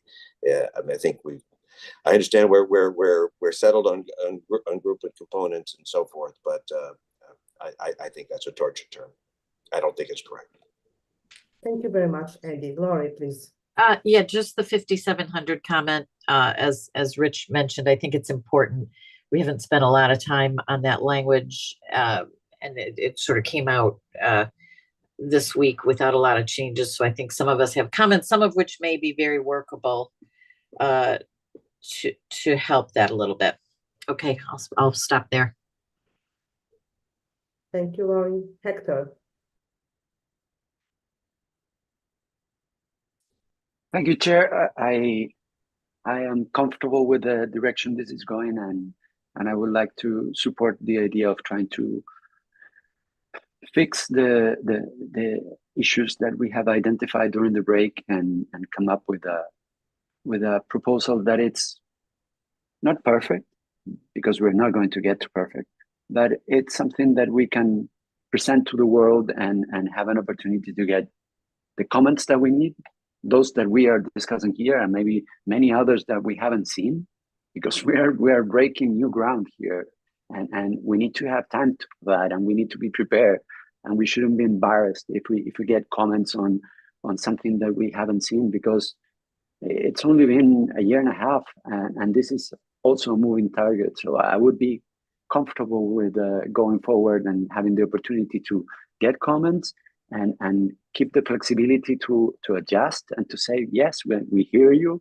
we're making the necessary changes. So I'm happy the way this is going. Thank you, Hector. Rania, please. Thank you, Chair. Well, actually, to be very honest, I tend to agree with almost everything that's been said around the table. And very much also with what Mark just said. I mean, I definitely share the concerns that have been voiced on the one hand. On the other, I agree with Mark that I think the main issue that we're dealing with, or it all boils down to the fact that we are dealing with assurance standards that are still in progress. So my question, and maybe perhaps this is a bit, maybe I mean, late to ask this particular question, but nonetheless, I'm going to just think out loud here. Assume that we put something out that ultimately, given how assurance and reporting standards in this space ultimately end up developing, so assume that we end up having a certain piece of our code that is completely irrelevant to what actually will be done in practice. Are we okay with that? So, I mean, that's just one thing that just crossed my mind. Are we okay with having at some point a standard that is out there that has a certain piece that is not implemented in practice? So that's my first question. Second, I definitely agree with what Hector just said in the sense that we don't have to, or what others have also voiced, that, I mean, we don't have to put something out there that is perfect, understood. But I also feel that we as a board have a role to offer some guidance, to offer perspective. I mean, I don't think, I mean, we have a role to lead in this space. And so I think that we should have a clear position and we should put it forward unless, and you know, I think that's the whole point of exposure, is that, you know, we put out what we think should be the position on a certain issue, and then we wait for, you know, inputs, and then perhaps we might tweak it, adjust, but not to be, I mean, this divide, to be honest, notwithstanding everything I said, everything that's been said, I think I find it a little bit, I'm not exactly a bit uneasy with this divide around the table. Thank you.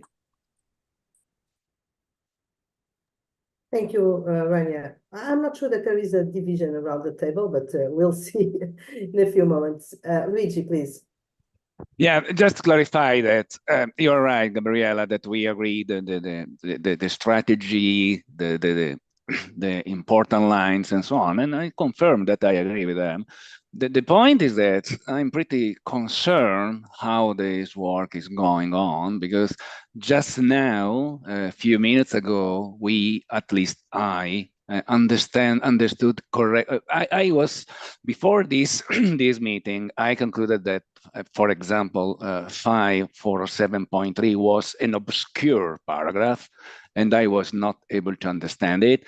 And just a few minutes ago, I was told that it is really devastating, because if applied in this way, this would mean that a sustainability assurance practitioner basically need to be independent from the entire world, because let's say there are the possibility that the value chain entities changes overnight. They could change, let's say the sustainability assurance client could change the information from time to time and so on. They could also include the number of value chain entities information. And so it will become something what, frankly, it is practical, in practice, inapplicable. And also illogical. And this was an understanding that I gathered just a few minutes ago. So working on the details in this respect is very key in order not to issue something that could impair the reputation of this board. Because if we issued with similar matter, I'm pretty sure that our reputation would be at risk. Sorry for that. Thank you, Luigi, and thank you for expressing it so clearly and openly. Sadia, please. So these sections were never going to be easy. A lot of what we're discussing is not something that we put forward, but actually what the reporting framework and the assurance framework is first to deal with. And I've always mentioned that these sections worry me in terms of whether these are clear and the implementation of it and whether this is helpful. And some of the concerns point to it. But I'm really grateful at the same time, when Mark opened, he said that this is an exposure draft. It is to be improved upon. We could remove things that are unworkable, and we will be editing on these, but at least we have something in to test the market. With other practitioners, I really liked how we streamlined. We deleted a lot, and personally, that was causing confusion. The more guidance we were putting on a difficult area was causing more questions to be asked rather than answering questions I already had. On 5407, the reason I put my hand down because I thought Christelle made an excellent point. She provided clarity to a scenario that Luigi raised. And I actually thought that that should be way higher than C. If we could actually scope that scenario out of the section. And the other one that keeps on coming up is that it's only on material value chain. I know it's in the definition, but if we're trying to provide clarity on a section that is complex, it's worth repeating under the introduction. Those are scoped out. So we know what we're dealing with on the section. But I do appreciate that this and 5700, which we come into, are complex scenarios that we don't have real life evidence or something to grasp on. And as the practitioners around the table ask questions, I'm reminded of more and more things that are going to be concerning as the times go on. And maybe a bit of maybe I should leave it with a question. If we could get clarity what happens after exposure draft on these two sections, on the type of feedback we hear and what could be done. Can we write stricter standards? Can we weaken the standards? And can we remove it? Because I think that setting the bar at the right level is what is needed in this time of uncertainty, rather than setting a bar that is unattainable.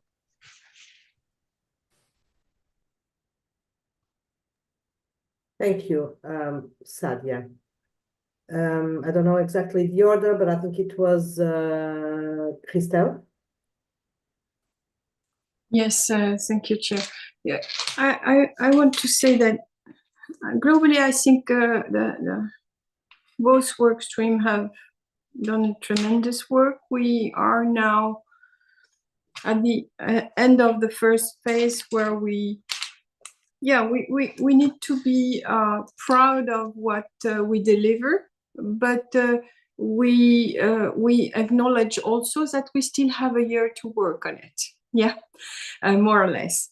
But I think we found some way to address one of the very new question. Of course, there was this very new question about other practitioners. So making it neutral, not only for PAs, etc. This was a very high objective, but then the other very new element in there was about the value chain.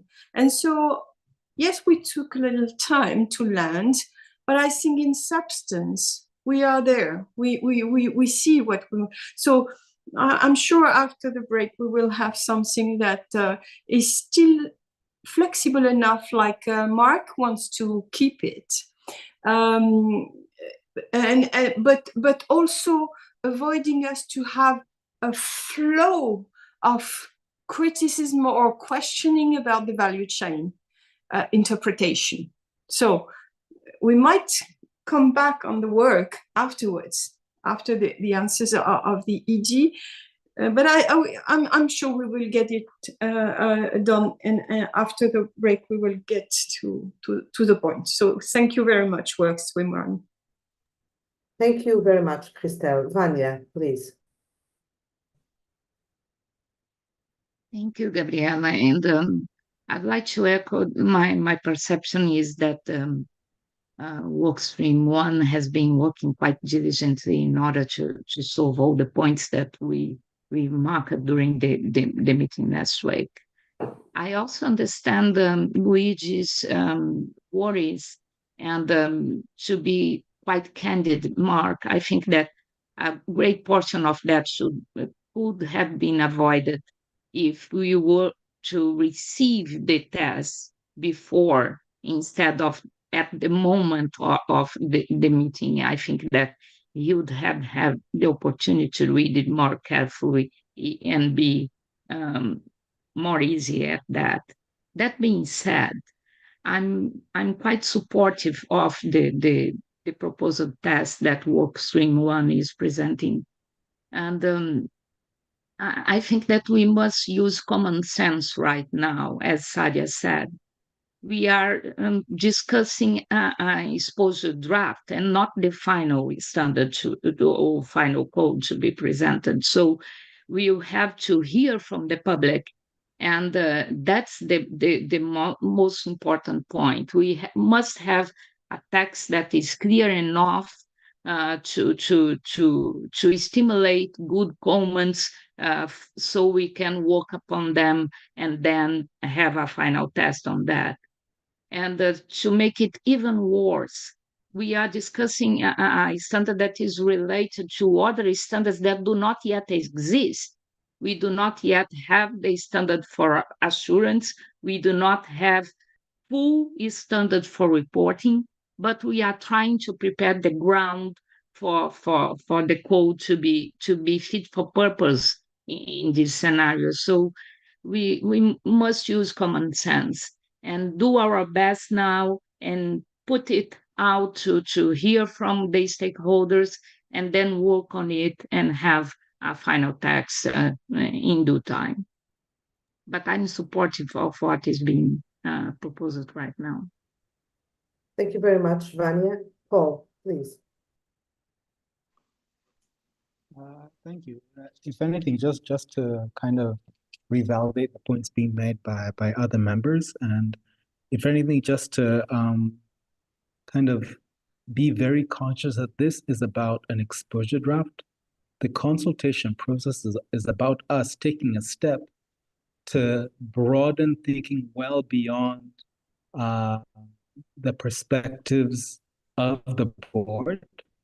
So we should not be afraid of kind of adverse or kind of pushback feedback, because that is exactly what helps us make sure the ultimate output is truly fit for purpose. And because I like some of the terminology I've heard from fellow members in terms of this is about testing, it's about triggering feedback, it's about stimulating feedback.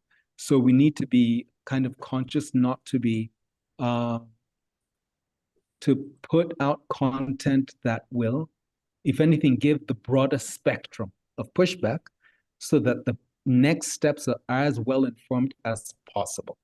That if we try to be cautious and do only what we feel will not give us adverse pushback, we might lose opportunities to get new perspectives, new inputs that can really catalyze our ultimate outcome. So maybe it's because I'm a non-practitioner, I can make these statements, but we need to have the bravery to take the steps that help us put out the best fit for purpose ultimate content and use this consultation process to trigger that, stimulate as much constructive feedback to inform that. Thank you. Thank you, Paul. Chana. Thanks, Gabriela. So, I mean, I also agree with a lot of the points made. I think we need to keep in mind that this is a new area. It's constantly changing. This board did a roundtables at the beginning of the year, March, April, and we took in feedback from various stakeholders, which was quite different to the approach adopted by IESB. And we have continued the consultation with the stakeholders. This document at this stage is never going to be perfect. It will require input once it goes out to the broader public. I mean, at the moment, there's a limited population looking at it, and it needs input from various stakeholders. Of course, if there's a big issue, then we're happy to look at it. But I think we have been working very diligently with the various comments. I mean, I think there was about I don't know, maybe over 70 emails over the last 24 hours. And to Vanya's point, sorry, Vanya, the issue was that it was moving, and so that's why we didn't have time to circulate another draft before the meeting today, and we thought it's best that Mark walks the board through the points because it was changing all the time. And we have to keep in mind that IESBA is the last cab off the rank. IESBA is done. IEESB has issued the exposure draft. And I think we need to put something out there so that we have enough time to consult and meet that deadline of end of next year. And the thing is, we don't have time for 2 exposure drafts. So those are some of the considerations, and I think we are at the stage of diminishing returns, and we need to fix this as best as possible, and then put it out for exposure. Thanks, Gabriela. Thanks very much, China. Sanjeev. Thanks, Gabriela. I'll keep it brief. We're almost 2 hours into our discussion already. I think, first of all, as Chana said, the work done by Workstream 1 is absolutely appreciable. There is no doubt about it that they have put a huge effort. No doubt about it. Having said that, when I hear the comments starting with Luigi, Laurie and others, and how Crystal had explained it, what is covered there. Imagine us going through those challenges sitting here right now. What will happen when it goes as an exposure draft? It should not be something which is inoperable.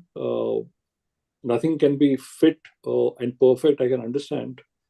And having said that, the effort is always to make sure that something which goes out, we should not be looking at a re-exposure at all. So that, I think, is a worry and a concern which I think all of us will have, including Mark is nodding, and I absolutely agree. That's the effort all of us are making. So there are concerns. Let's see how they get addressed.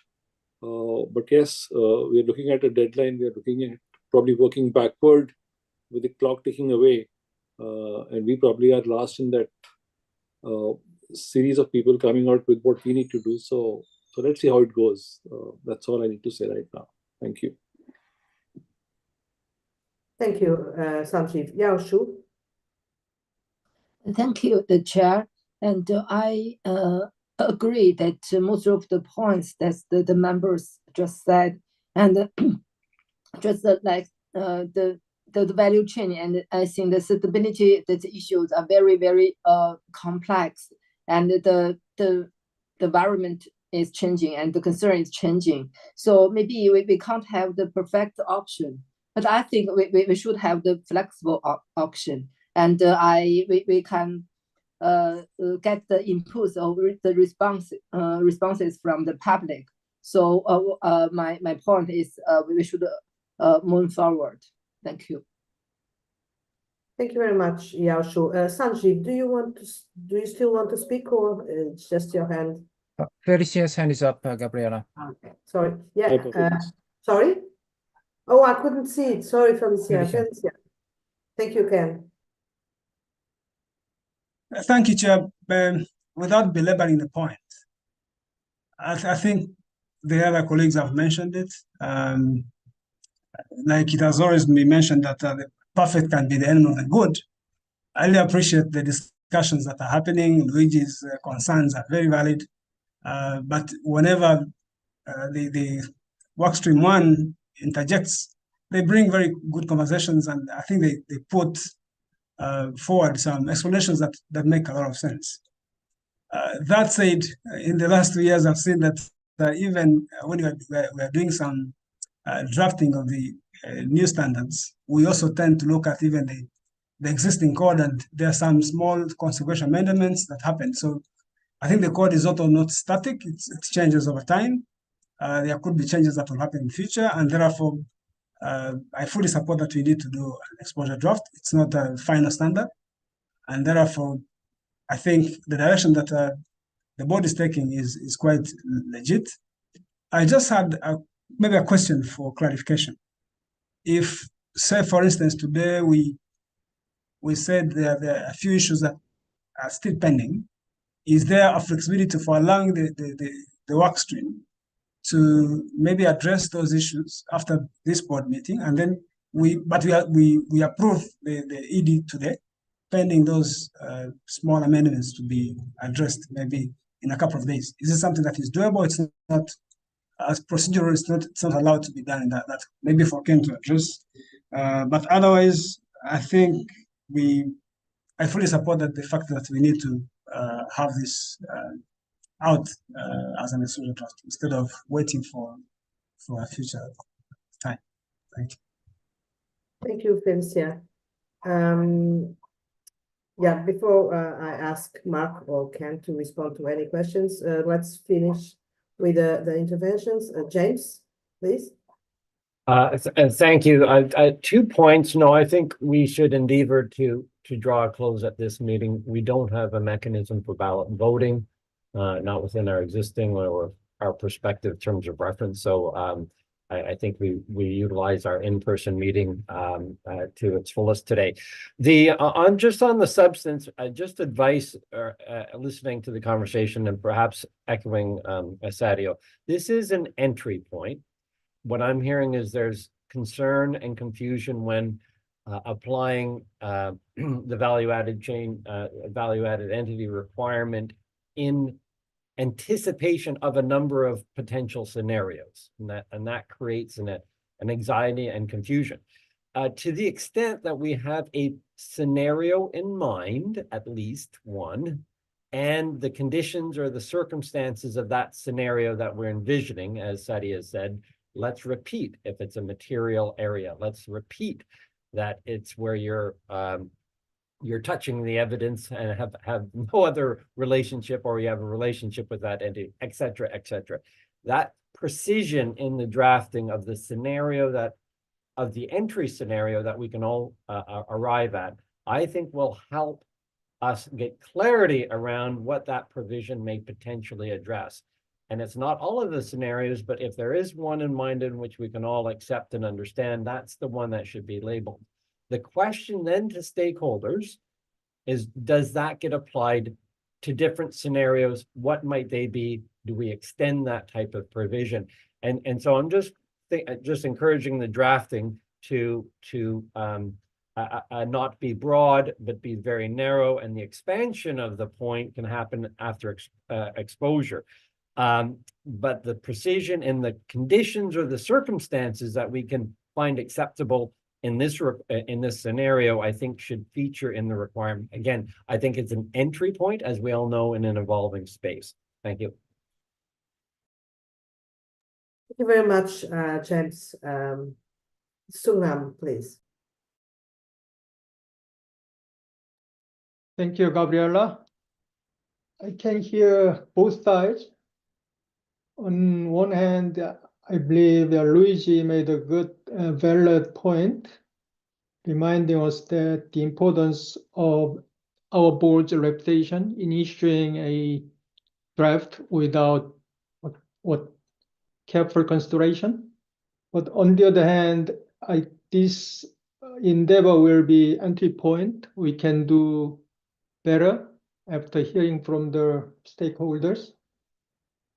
And I understand that we need to move on as we promised, and as we made commitment.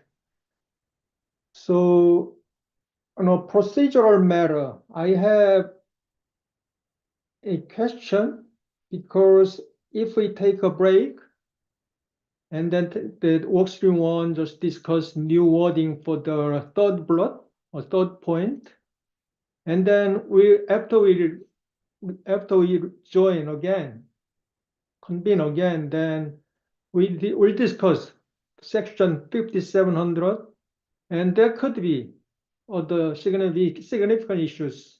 So how can we manage this meeting tonight from my side? So I believe, yeah, the best way will be we'll continue to discuss and hear any comments regarding section 5700, and we take a break and workstream 1 just discuss all outstanding issues and reconvene the meeting again afterward. Thank you. Thank you for that alternative path proposed, Sonam. Well, I'm here a little bit in the hands of the working group, who better than anyone else knows what's the best way to address. I think that you may be right there. It's just that I was afraid, and Mark was suggesting us to break, that we could be a little bit tired.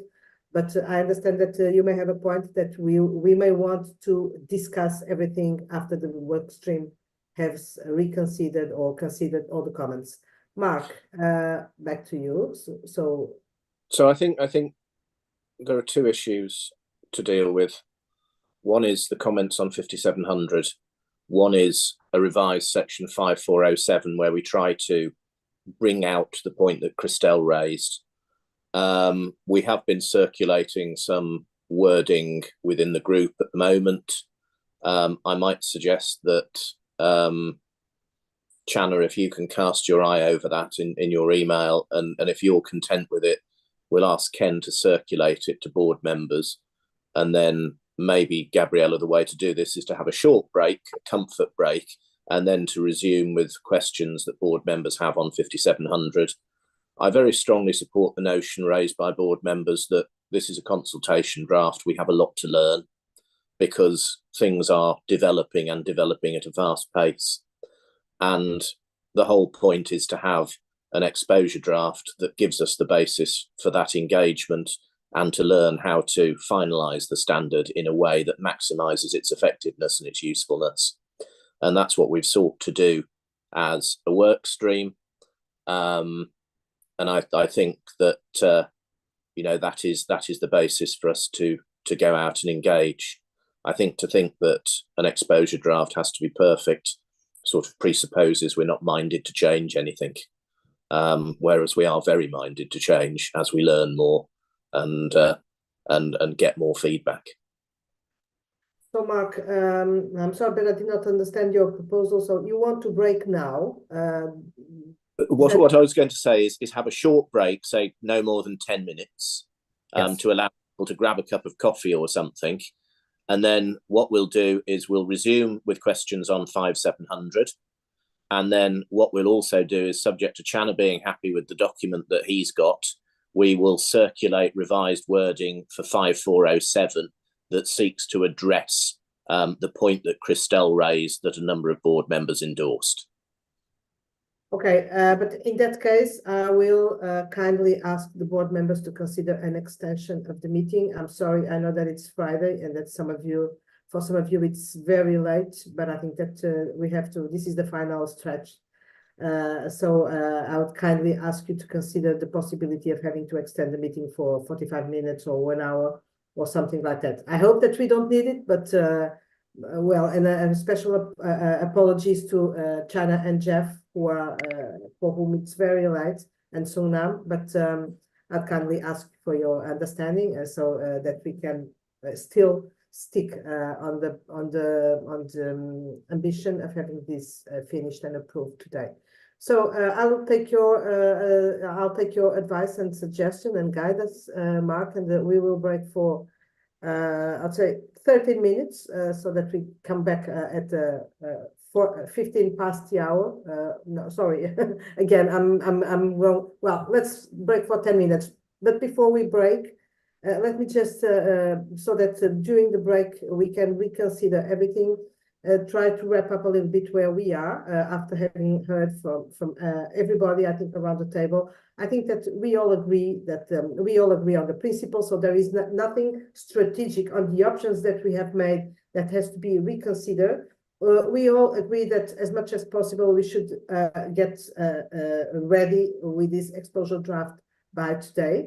We all agree that this is not going to be the perfect proposal, but we also agree, and I take stock of what Christelle mainly so well stated, that we need this to be the best product that we can offer at this stage. And so all these comments and suggestions are very welcome, and I very much appreciate them. And the work that is being done on the fly to adjust the proposal and enhance its quality, this is all is very welcome. We should aim at delivering today or approving today the best product possible, and that's the effort that we are making. So please, during the break and the analysis that you will all be doing on the text that is distributed and the one that will be distributed, please try to focus on anything that might, from your perspective, be unacceptable and totally unacceptable for us in terms of putting this exposure draft forward, having in mind what has been repeated, that this is an exposure draft. We are learning, we will keep on learning. We want to hear from the stakeholders. Of course, we want to avoid a huge criticism on some proposals which were technically not sustainable or not supportable. So this is the line of thinking that I think, should adopt during this the rest of the meeting. And we will now break for 10 minutes. So we will reconvene at 19 past the hour, right? Okay. Thank you. See you in 10 minutes. Thank you, everyone. We'll be back in 10 minutes.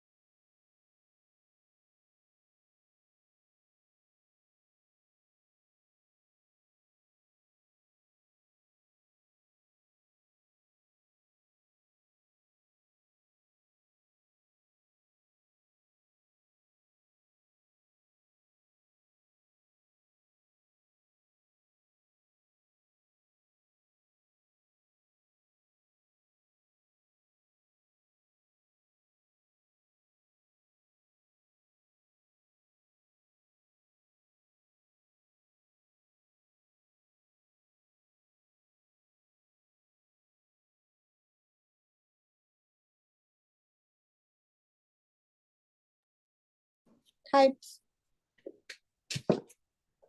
Hi, Begonia. Hello, Gabriela. I'm sorry, but I will have to stop at 5:15. I can be, sorry, 6:15. Okay, let's see what we can do until then. I'm I so hope sorry, but I'm sure you understand that this is a critical day for us. But Yeah, we'll do our best.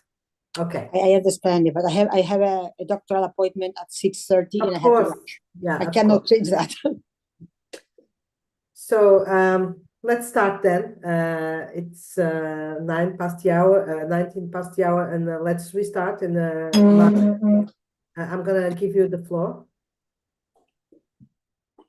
Thanks, Gabriella. So really, I want to very quickly hand it over to board members who have comments on section 5700.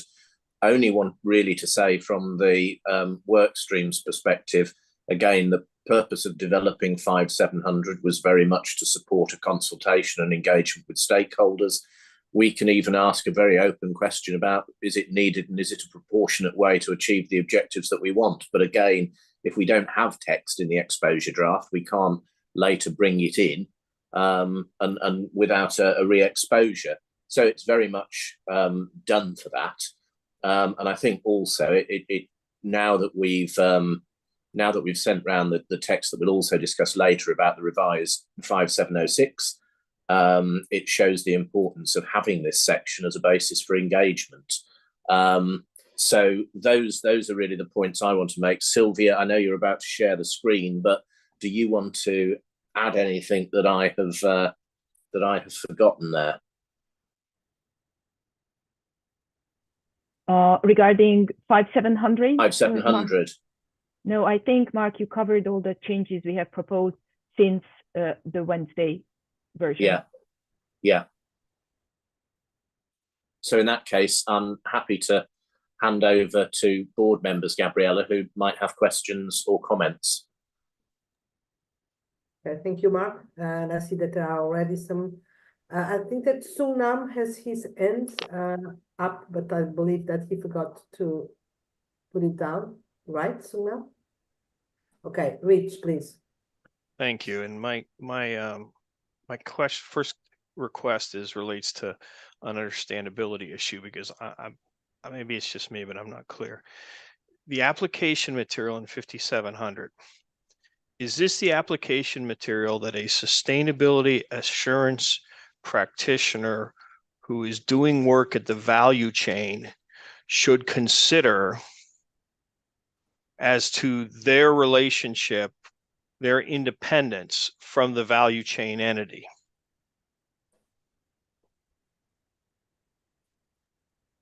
No.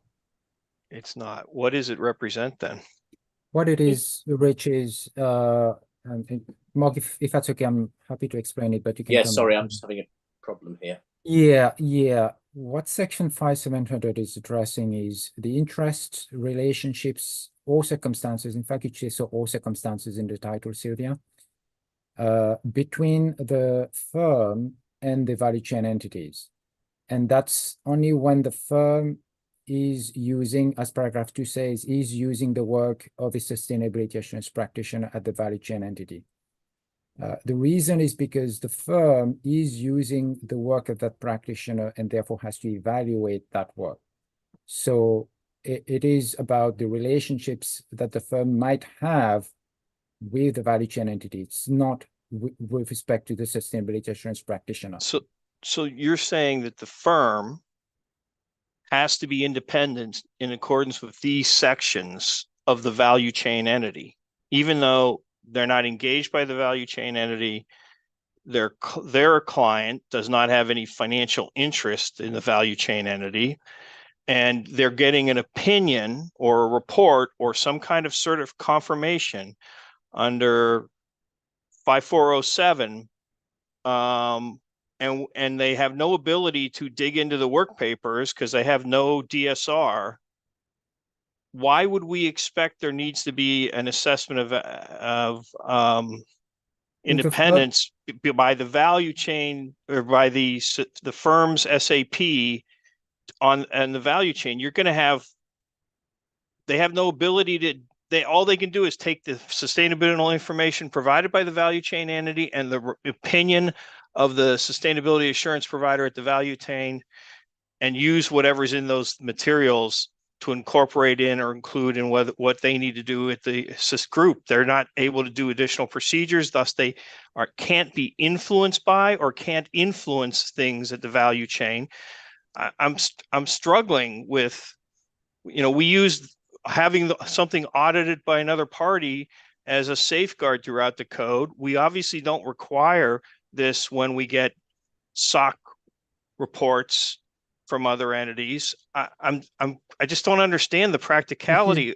I don't understand the threat. As I said last week, I don't see anything of the threat that's going to be created that is so great.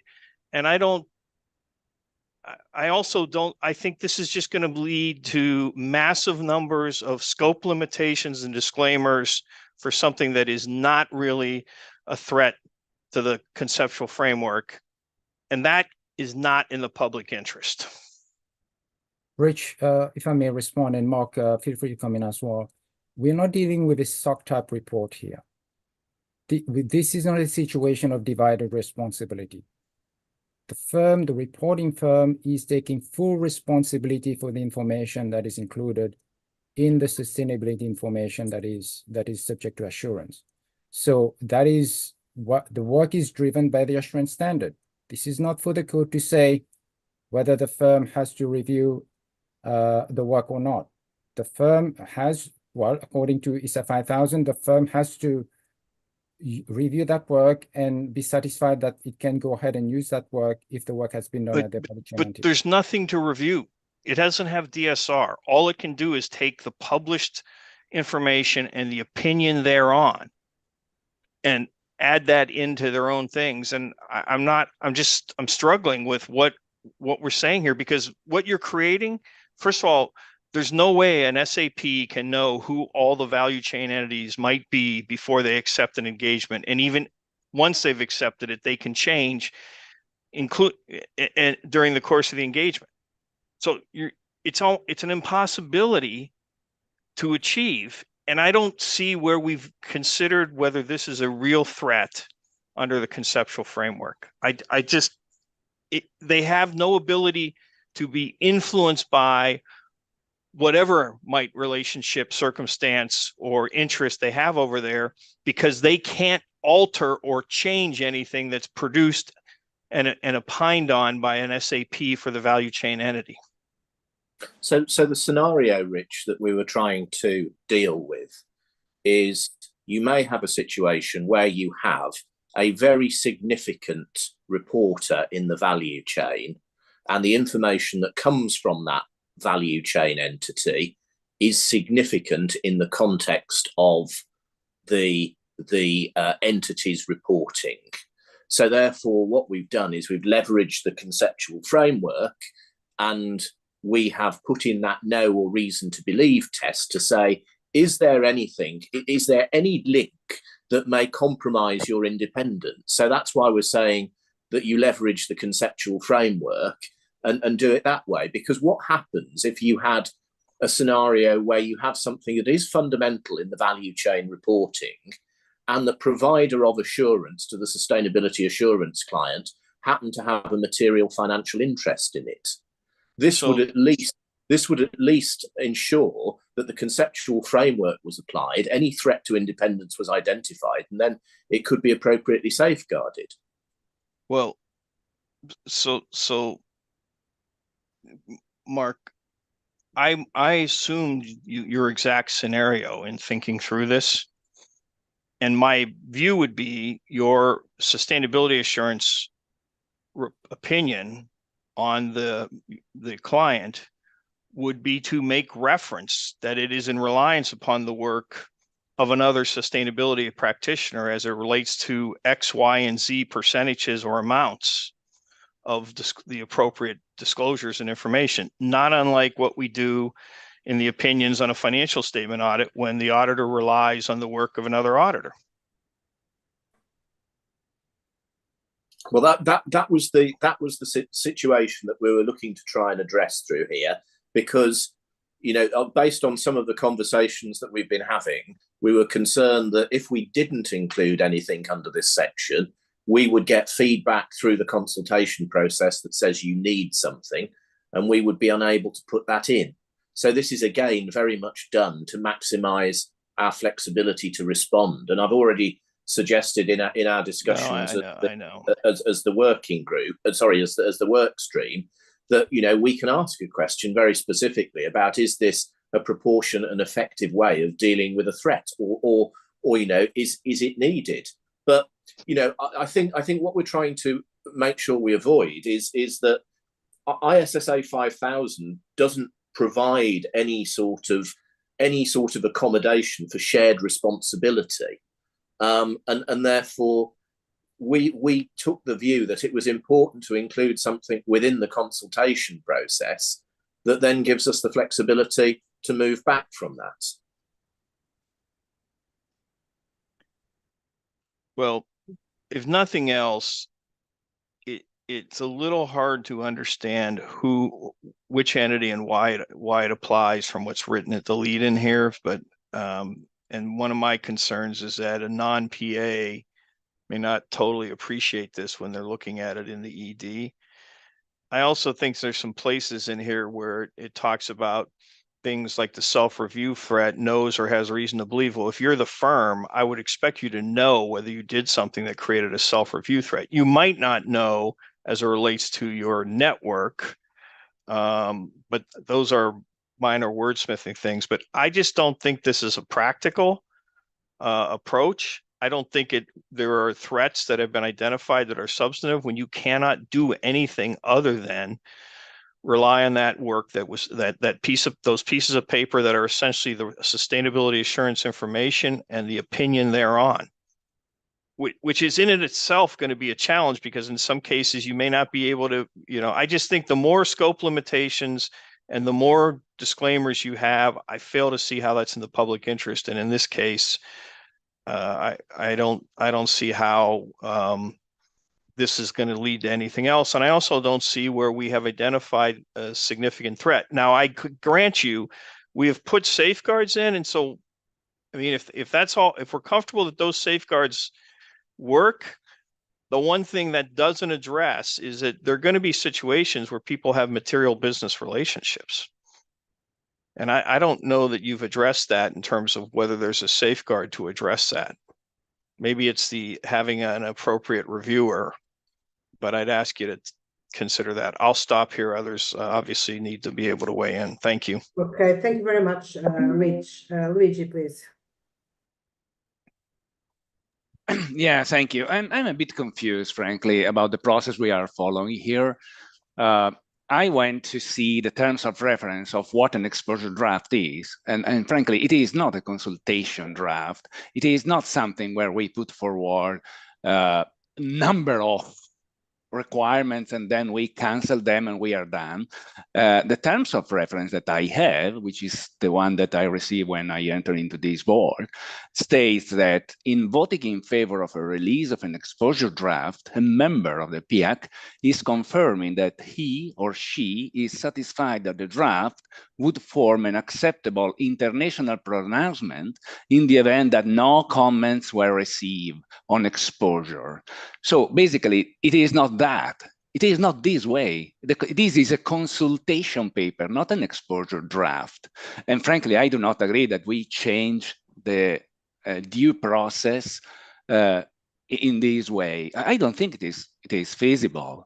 And frankly, even if we go into this direction, I'm not sure that this will save us from re-exposing something if we decide at the end of the process, for example, to go with this consultation, sorry, not an exposure draft, with this consultation draft with the section 5700, and then at the end we decide to go with the final pronouncement without it.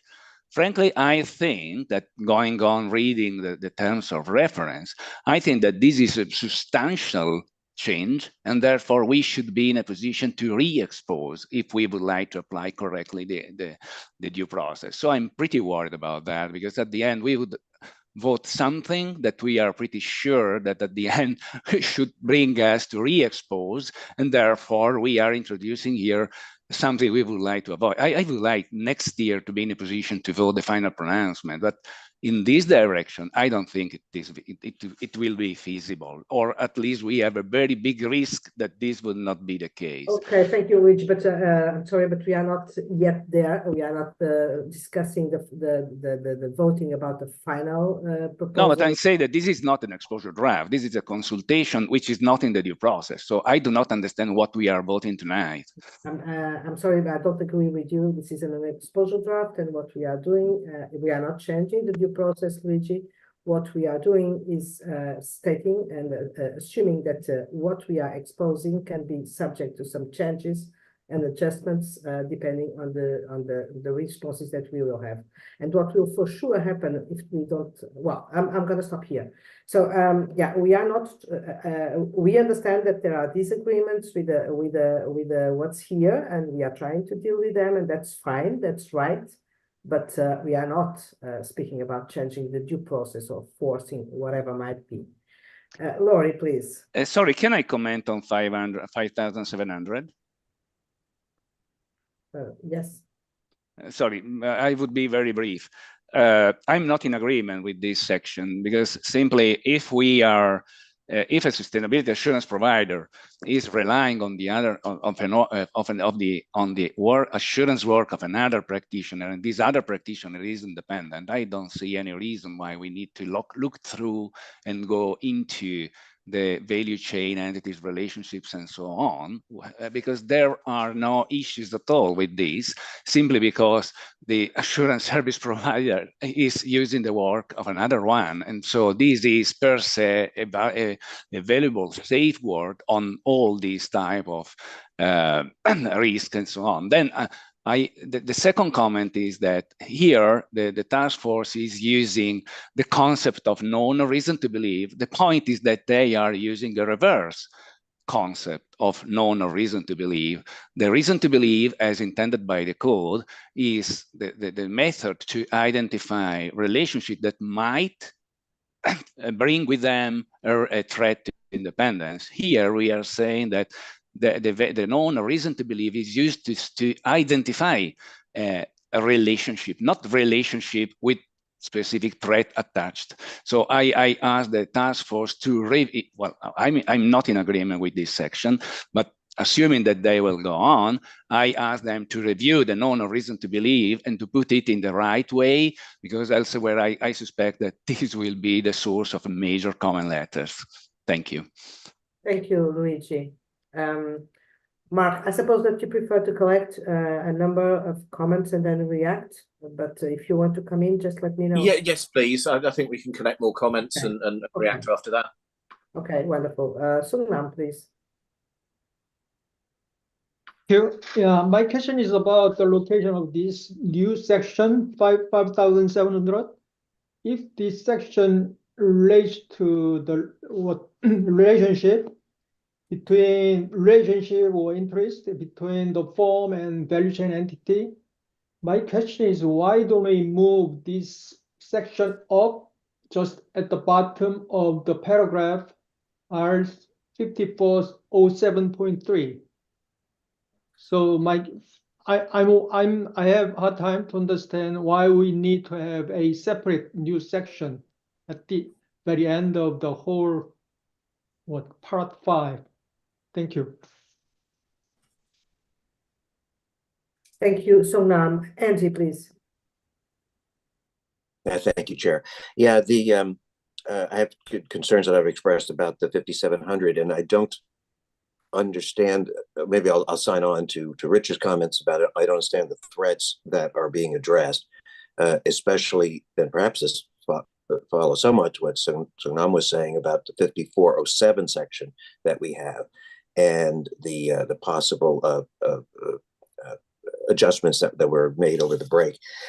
I'm concerned, and I need to take this on board, that the 5700 section conflicts with some of the provisions that we've just changed in the 5407. That concerns me.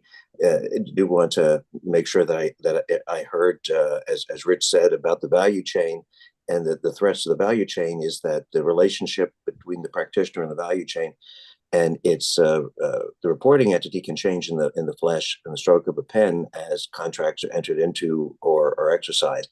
And so I don't see the threat. I see that as relationship. There was a comment about taking full responsibility for the information in the report, and I'm not quite sure. I mean, I agree, but I disagree that I think the reporting framework in S2 and IFRS S2 and dealing with value chain information and information that's being reported, say on scope 3 from the value chain, is that part of those disclosures deal with that the reporting entity, well, I'll call our client in that case, makes disclosures about the verifiability of source of the information. So I think if the reporting entity were to make the bold assertion that these amounts are what they are, then I think we'd be in an extraordinary circumstance. And I don't think that needs to be addressed in our ethical standard. But I just don't see the threat that incorporating information from other entities in the manner in which I believe they're going to be incorporated in the S2 creates a threat. And so my continued preference is that 5700 is not fit for purpose, and I don't think it's helpful. Just want to make sure there was nothing else here, and that's all I'll say. I have more later, but that's all for now. Okay, thank you, Andy. Laurie, please. Yeah, just make sure. Yeah, look, I think Rich stated it well, and Andy extended it, but this was my concern last week when we were at the board meeting, and so I had sort of flagged that I'm interested in waiting to see where this lands. I in some sense, I think, not to repeat, but if you're either independent individually and your value chain provider has confirmed their independence, this seems like a backdoor way to do a bunch of additional work around that isn't warranted. And we've talked about the complexity of all these provisions and the burdens that they place. And so for me, I do sort of a cost benefit analysis and get to the question is, what big problem is this trying to solve? I don't see the need for it. The other comment that I have is, when we get down in here, we talk about, the firm knows or has reason to believe that for large firms is very complex. Attributing any knowledge that may exist somewhere in a firm, somewhere in the world, to an engagement team is exactly what will happen in that case. And I think that's impossible for firms to even manage. At most, it would be an engagement team knows or has reason to believe, because if they are unaware that somewhere in the world something might have been done, there's no way it's impacting their independence. But what I would say is, I think given where we've landed in requiring independence confirmations or looking at opinions that have independence confirmed, has already resolved this issue, and now we're adding a high degree of complexity that doesn't seem to have a case for it. So I'll leave it there. I'm very much in agreement, and was there last week. By the way, I'm not raising a new point. I recognize that, but I think it's important when we think about the volume of this and what we're putting out there and how much unnecessary complexity we don't want to have in this code. We want to focus on the fundamentals that matter. Okay, thank you, Laurie. Sadia, I know that you are first, but I think that Ken might want to react to these interventions. If you allow me, I'm going to give the floor to Ken. No, I was going to respond in totality. Okay, so Sadia, please. I've noted this before, that the section only has application material and no requirement. So technically it's only guidance. I've heard 4 very concerning expressions from 4 different board members, and this is not the first time we've heard it. I wondered if a solution is to take this out of the ED and put it in the EM and test it in the EM rather, because there isn't a requirement, and we would get the same feedback that Mark started off with. We have a general question whether this is needed, is it helpful, is it workable, but in the EM and not in the ED. And I'm so glad Ken didn't reply, because I think, Ken, this is something you spoke to me about previously, and I just want to know if it's a workable solution. Thank you, Sadia. Ken, please. Yeah, to be quite frank, Sadia, I'm not sure it's going to be much different putting it in the M or in the exposure draft, because at the end of the day, the board needs to be satisfied that it has a set of proposals it can go forward with. So at the end of the day, we are out to seek stakeholder feedback on the provisions, absolutely. And my sense is it would be better to go forward with a clear mind that this is what the board believes it should address in terms of the particular issue here, and that is any potential interest relationships, etc., between the firm and the value chain entity. But what I was going to suggest, Gabriel and Mark, if that's okay, is that we can take those comments back and do a quick turn, because I think what we are trying to do here is not completely close off the door to any consideration of threats that might be created. I understand that there is perception that the way the provisions are articulated, that essentially the firm is being put on notice that it needs to proactively identify those interest relationships, circumstances, and deal with those relationships across the value chain entities that might be involved. But that is really not the intent. As you put it, Mark, this is intended to be, and I don't know whether light touch is the right term, because we don't want to really put across the code as being light touch, but we really want to address an issue that might arise. It is about dealing with the threats that might be in play when the firm has potentially interest, etc.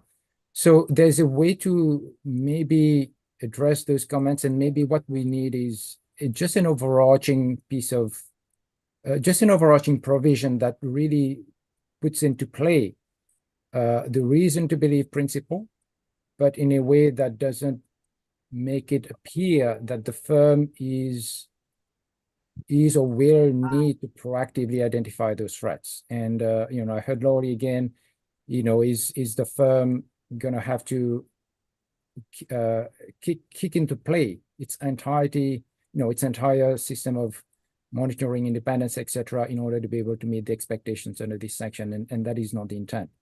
And maybe pitching it at the level of the engagement team or the engagement leader, or is perhaps a more balanced approach, and hopefully that might meet some of the concerns that have been expressed by some of the board members here.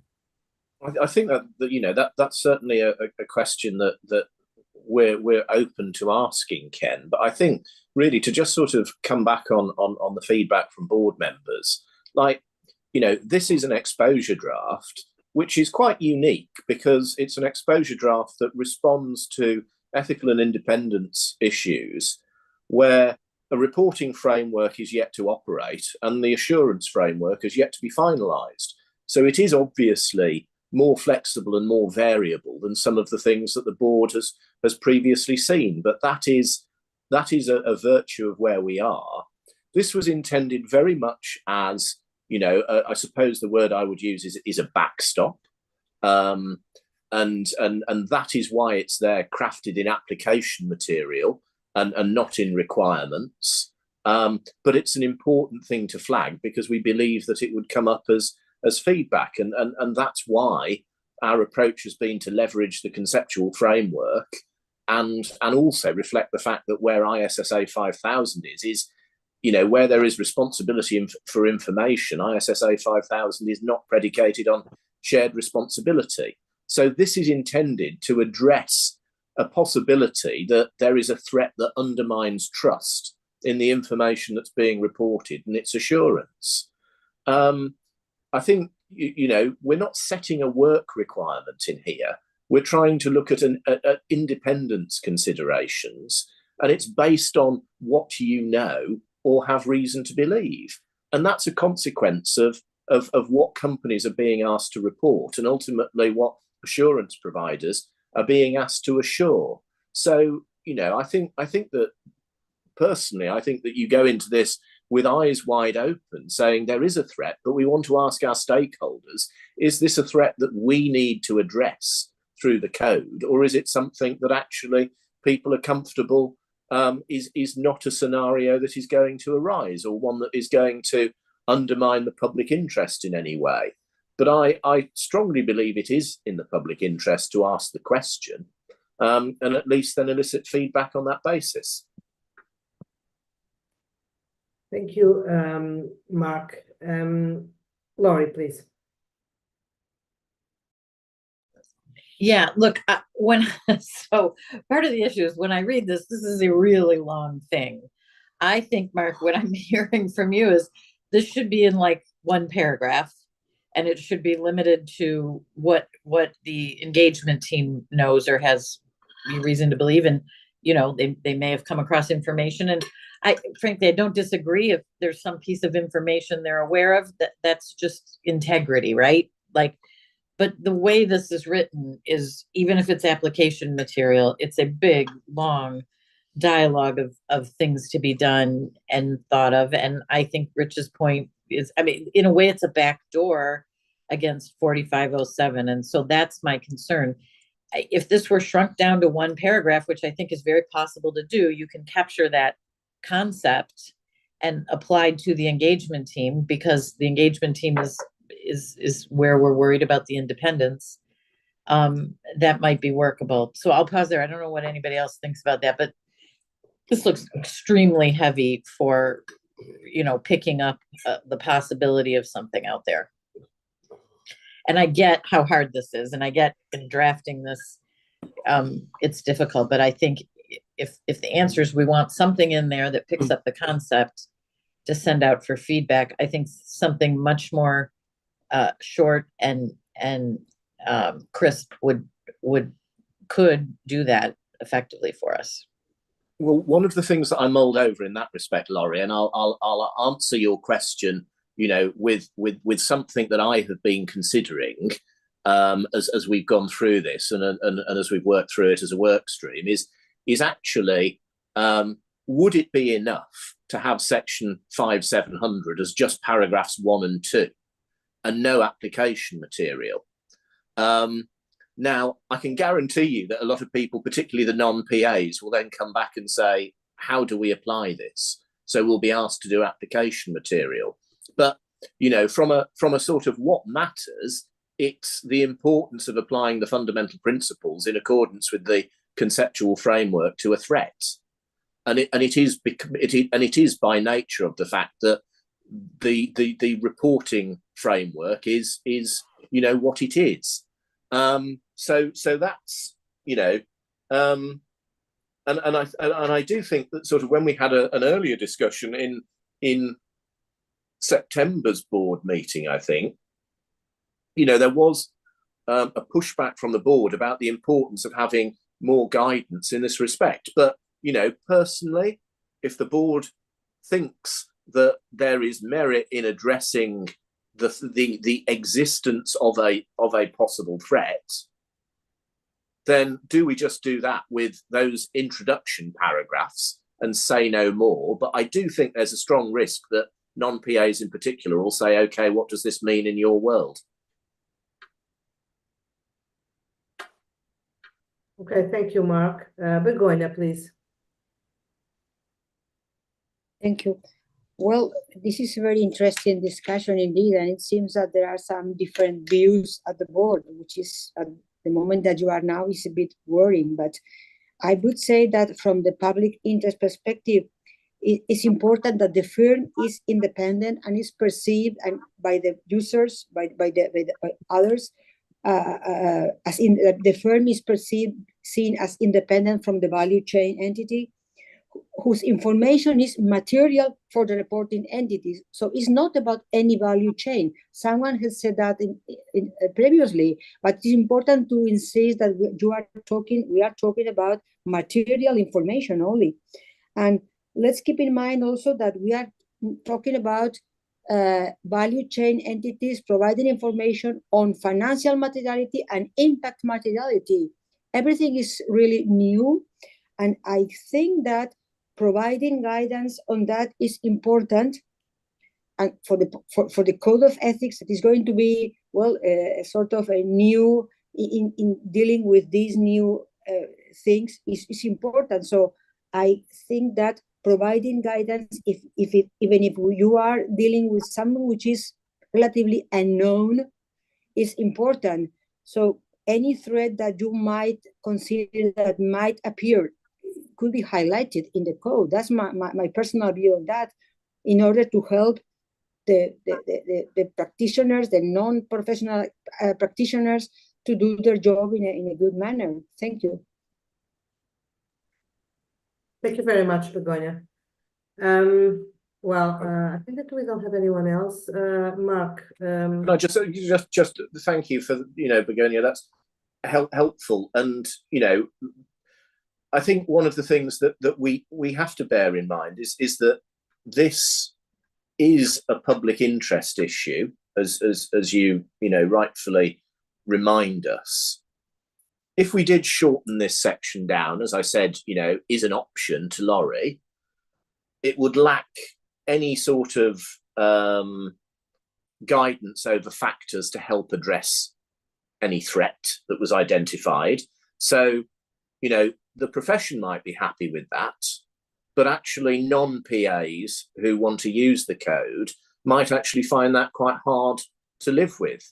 So I again come back to the point that this is something that is worth us consulting on and using the flexibility to revise, change, remove on the back of the feedback that we get. Thank you, Mark. Well, Luigi. As I mentioned before, I'm not in agreement with how 5700 is now shaped. In my view, this is something that should be, first of all, incorporated into the text, not as a standalone section. Probably, I don't know whether in 5 or 7, maybe in a shorter form, probably, and in a more reasonable way. On the other hand, if we feel that the non-PA could have issues in understanding, I think that it is time to think about explanatory memorandum structure, or even non-authoritative material, in order for them to be trained and to be able to use the code. Here, the issue is that we may worry that a non-PA cannot understand this section, but the real problem is that non-PA would really struggle to use a code which is 250 pages long, with similar complexity, without having used it before. So in any case, non-authoritative material would be necessary, and training and any sort of activity that could provide facilitation for them to understand. So I would not be very worried about this paragraph, whether it is too short. I would like to be, I am very worried to have the right thing written into this exposure draft. And I don't think, as it is now, it is the right one. And frankly, I'm not in agreement. Thank you, Rich. Yeah, I'm not really behind trying to shorten this, because I don't like this approach. If we're going to expose it, then the detail is necessary, including the critical aspects with regard to how you might deal with the situation and what safeguards apply. And to not have those in there to help a non-SAP understand that would be problematic. And Mark, I really, my comments are in the public interest. I don't think suggesting that the profession has an interest one way or the other in that is not the issue here. In fact, I'm more concerned that the non-PAs are going to struggle with this, and that's why the detail is probably more helpful to include than an abbreviated paragraph. Thanks. Thanks, Rich. Sanjeev? Thanks, Gabriela. Very briefly, I think Laurie made a point on how to structure it, and I'm not going to repeat it. Mark, the question is a question to myself, and I think probably I'm addressing it to Ken. We've used the word as a consultative approach a couple of times. It is an exposure draft, as Gabriela mentioned, and we are following the due process. When we're finalizing the text planning document, time and again, Ken reminded us that, look, this is an exposure draft which was approved by the board. You got to make only those changes to the ED which you got comments on. Otherwise, it is as good as approved by the board. So it's a very important document to approve. And what if the consultation which is coming is in a multiple way, which creates a bigger challenge for us tomorrow? So I just want to address that point in my mind much more. Because if it is an ED, we need to be careful in what goes out as an ED and may not be as a consultative process. And as Savia mentioned, can we take something to the EM instead of the ED? A point worth considering. And I stop here. Thank you, Sanjeev. I had seen Ken or Sungnam. Thanks, Gabriela. I have a practical question on the screen. As in paragraph 5700.2, it says when a firm uses the work of a sustainability assurance practitioner at the value chain entity. I'm wondering if this phrase is correct, because I understand this section relates to the situation or interest or relationship between the firm and the value chain entity. So I think it should be something like when a firm performs the assurance work at the value chain entity instead of what's written on the screen here. This is first time, so I may not I may not have the full understanding of this paragraph, but at first glance, it looks like awkward or odd. Yeah, if I may respond very, very quickly, and I know others are queued up. This section is addressing precisely as paragraph 2 says, the circumstance where the firm is using the work of another practitioner. When the firm itself is performing the assurance work, it will be covered by section 5407, because the firm will be required to apply part 5. And part 5 will deal with all the interest relationships or circumstances. So this is when this firm is using the work of another practitioner, not when it is itself performing the assurance work.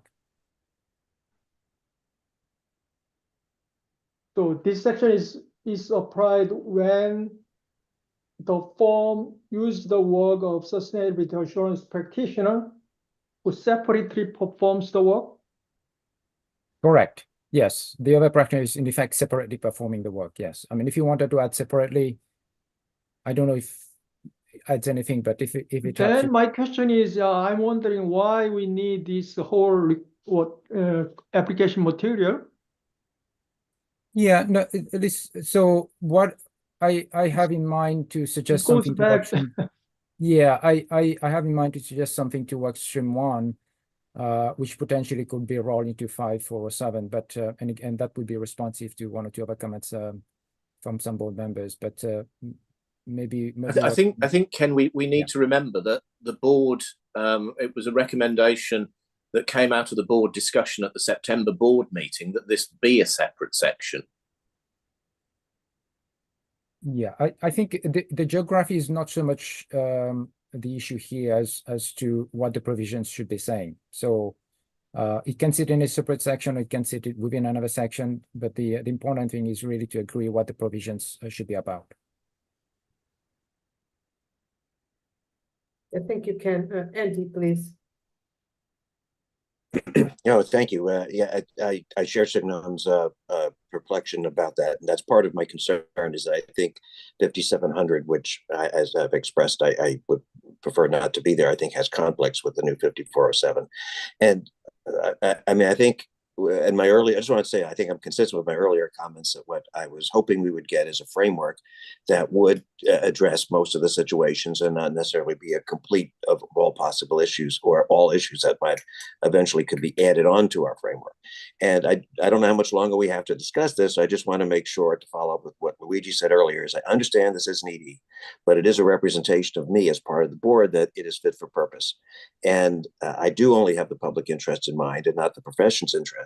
But I just feel I must stand my ground to not endorse something for exposure that isn't without feeling intimidated and being rushed into a hasty decision on the banner that it can't be perfect, because I'm not going for perfection either.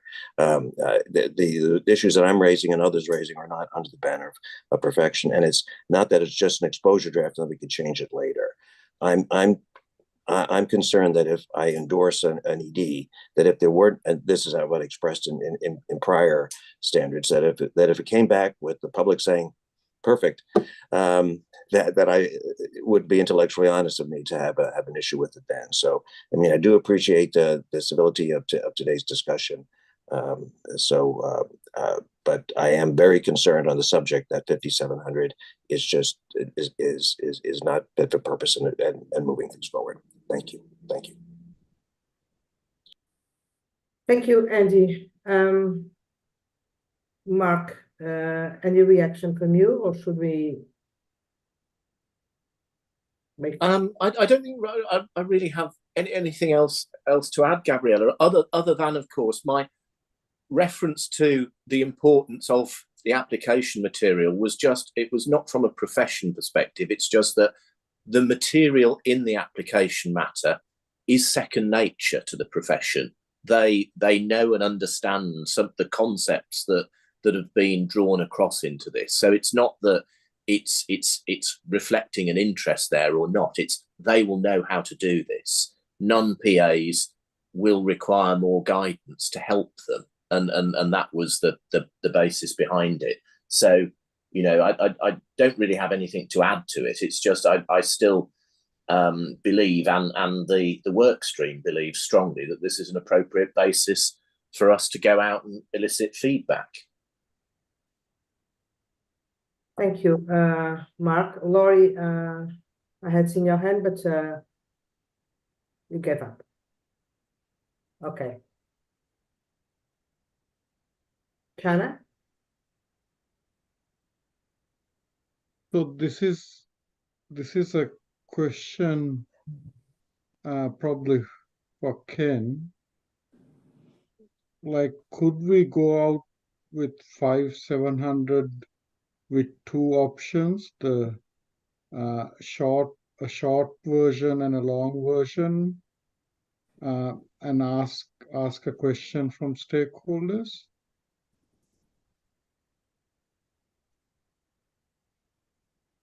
Yeah, I'm not sure I would do that in an exposure draft channel. I mean, you might be able to do that in a consultation paper. That's less of a formal consultation. So if stakeholders feel there is a need for more or less guidance, certainly they can comment on that, and the board can respond and respond appropriately without necessarily anticipating a need for re-exposure. Because at the end of the day, as Mark has emphasized, this is guidance intended to assist practitioners in applying the code, and this is really intended to bring the application of the conceptual framework to this particular circumstance. But are we in a position to respond to the comments? I believe we ought to be able to respond to the comments that we have heard, Gabriela. So my suggestion would be to allow the workstream maybe 10-15 minutes to just do a quick turnaround. And then we can come back to the board, going over the two sections we discussed, 5407 and this one. Okay, Ken, that's what I was going to suggest. Sorry, we still have Laurie. Laurie. Yeah, I just didn't want there to be confusion. I do not, and I think I said this and then talked about, oh, maybe there's possible options. You know, I do not think this belongs in the exposure draft going out for many of the reasons that people have already said. And I do have concerns about this because I think it causes all kinds of problems. And in addition, I agree with people who said, you know, we should have our exposure draft pitched, not perfect, but pretty close to where we want it. And I think this one is a big problem. So I just wanted to make sure. I think eliminating it and having it somewhere, maybe in the EM, maybe as a question, you know, however we get at that would be better placed. So I'll just leave it at that. Okay, thank you, Laurie, for that. Okay, then I'll take Ken's suggestion, which was going to be my own suggestion as well. I'm sorry for this, but let's break for say 15 minutes to allow workstream 1 to go through the comments that received and work a little bit on this and come up with a different suggestion, and we will come back here at 25 past the hour. Okay. And apologies, Begonia. Whatever happens, I'm going to send you an email later today updating you on the rest of the meeting, okay? And I'm sorry for this, but I hope you understand that's what we have to do today. No. Sorry, but I cannot stay after Yeah, of course, we understand that. I understand that. I'll keep you posted, okay? Thank you very much, Gabriela, and good luck with voting. Bye. Thank you. So see you well, next time. 35. And happy holidays. Happy holidays in any case. And you've done it. I just want to say that you've done a great job, but things are it's too. I mean, it's a bad moment to be arguing about these details, but this is the happening. That's the final stretch. You find a way. Thank you, and happy holidays to all. Hopefully. Bye bye. Bye bye. So we'll be back in 15 minutes. Okay. Thank you.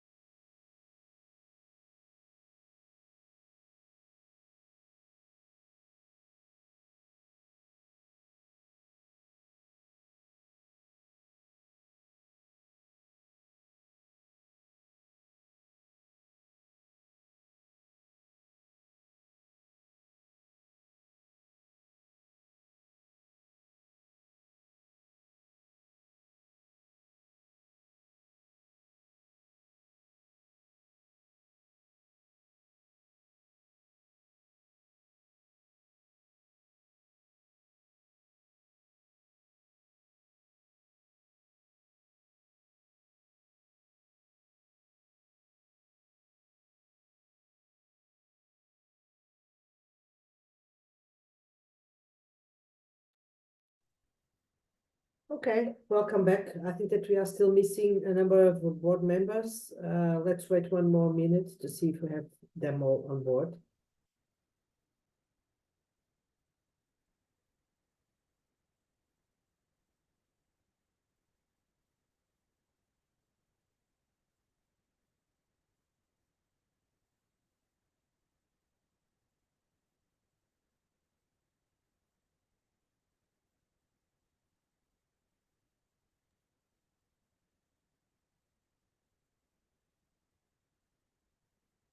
I think we're just waiting for Felicia and Gabriella. We are Oh, and missing Sadia. Sadia and Yao Shu as well.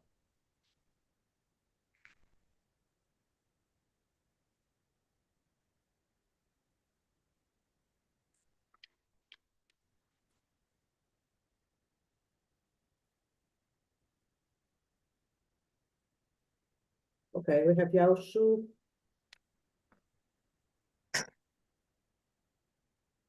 No, Yeah, we're but waiting for Laurie, we should Sadia. probably start because I'm very concerned about Chana, Jeff, Yao Shu, and Sunam. Not to speak about others, but these are the ones who concern me most. So let's start. Well, thank you very much to Workstream One and staff for coming back with a revised suggestion that I will ask Mark to guide us through. Okay, thank you, Gabriella. So we'll start, if we can, with section 5407, where earlier Christelle gave us a really good suggestion as to how we can take this forward. Sylvia's going to show you the section on the screen, but what you'll see is that we, hopefully, Christelle, have been faithful to your articulation of how to deal with this issue. So now within 5407 2A1, you have three bullets rather than two, which reflect the options and also try to address the concern that Luigi raised about there being three options. And in order to make that now work, there is now a further section at the end, 5407.6, which you'll see, although quite long in terms of heading, are independence considerations where a firm is performing assurance work on sustainability information of a value chain entity provided by the sustainability assurance client without carrying out assurance work at that entity. So this is very much intended to try and bring into text Christelle's advice to us. And I don't know whether it might be appropriate, Christelle, to ask you whether you think we have addressed your comment in an effective way. Yeah, thank you, Mark. Yeah, for sure. I think it's fully replying to my suggestion. I think this way it's plain vanilla. Thank you. Thank you, Christelle. And I don't know, Gabriella, whether other board members may also want to comment, but I think it's positive that we have taken Christelle's suggestion and actually brought it to life in a way that does actually reflect her understanding and her proposal. Thank you, Mark. I see Laurie. Yeah, Mark, that helps for me as well. I had sent you a comment separately, and it was sort of around that area, and that sort of clarifies that the problem that was bothering me. Thank you, Laurie. That's very good, Laurie. Luigi, please. Yeah, it is much more better than before. So I thank you, the task force, for considering our comments. I am still confused on the details, on the application details of this provision that I think require great details of explanations. And I think that probably the explanatory memorandum is the right place to explain these three scenarios in order for the stakeholders to understand what we are meaning here, because I'm pretty sure that it is not a matter of PA or not PA. Those that are not familiar with this new rule, we struggle to understand what we are intending here. So yes, I agree with this new release.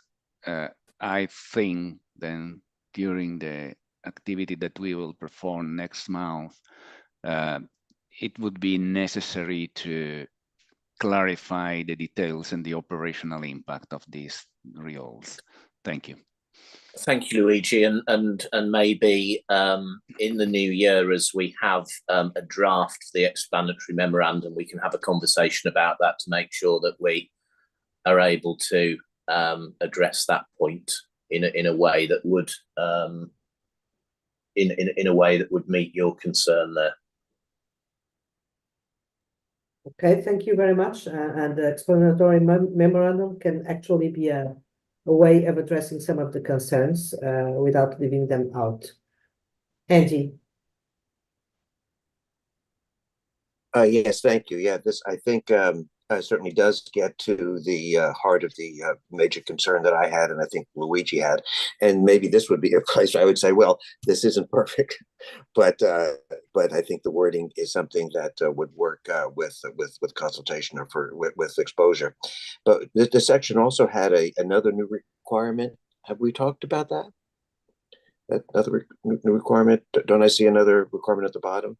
There's one that's been added into the bottom now to address independence considerations where a firm is performing. So it's the point about you're actually performing assurance work, but not actually carrying out assurance work at that entity, which was a point in the earlier discussion about you might actually be carrying out procedures yourself rather than actually going to the entity and doing that.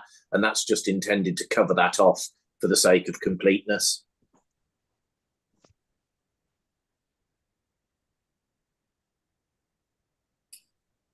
Is that clear?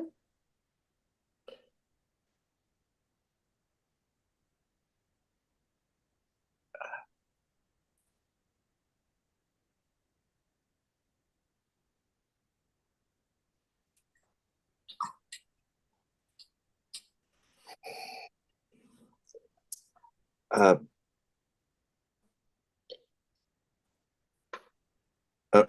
trying. If that's Zin's response to my question. I'm not quite sure I understand why it's needed, but but thank you for the explanation. I just need to process it and not have you watch me do that.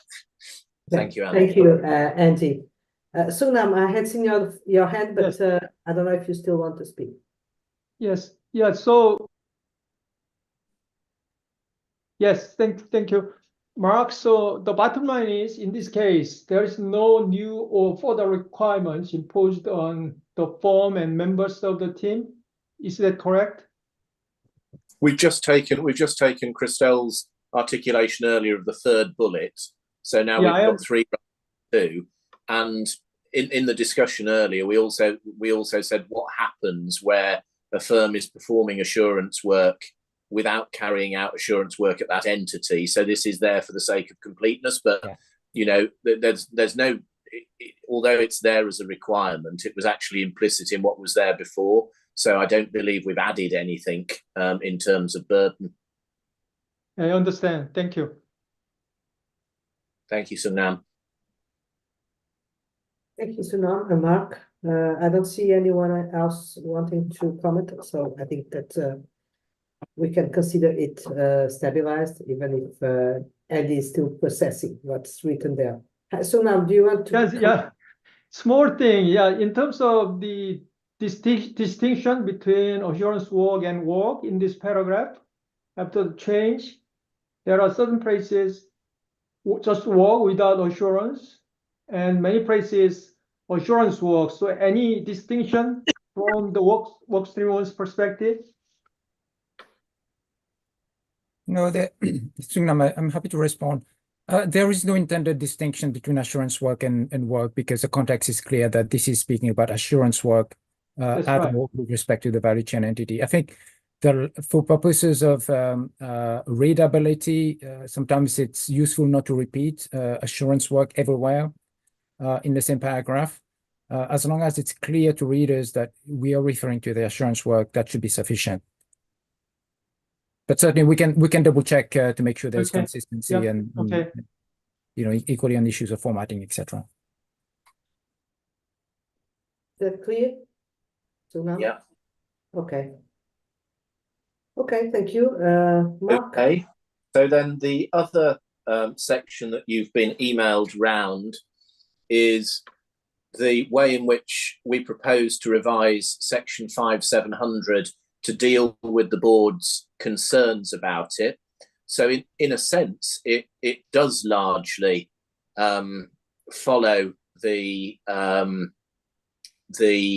construct that I mooted in discussion with Laurie earlier, that you'll see we have the introduction, a general paragraph now covering application material, 5700 3A1, and then the rest of the section is deleted, so it doesn't go through the specifics of all of the different things, but there is a new application material at the end of the section, now numbered 5700 4A1, to deal with interest relationships or circumstances involving a value chain entity. So, in response to the feedback from board members, this is very much a cut down, shorter, smaller section, which sets the overall framing and, of course, brings in that knows or has reason to believe test, which we've had in from the start.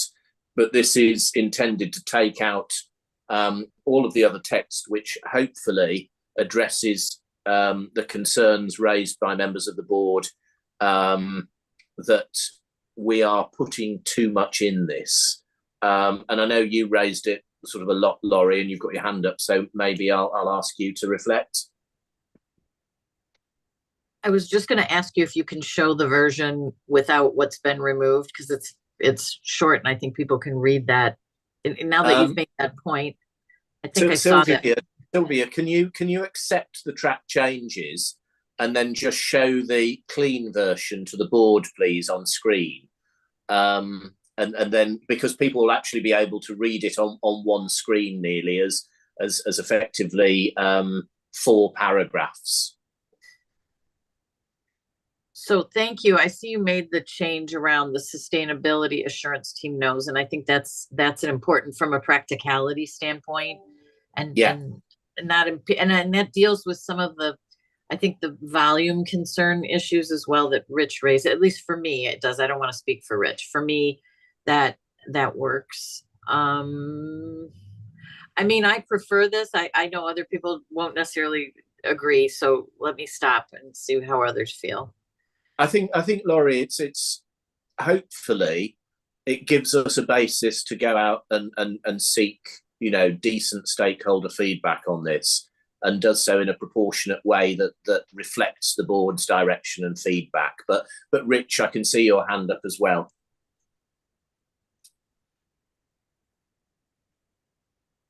You may be on mute, Rich. While we're waiting, if for me, the reason I prefer it is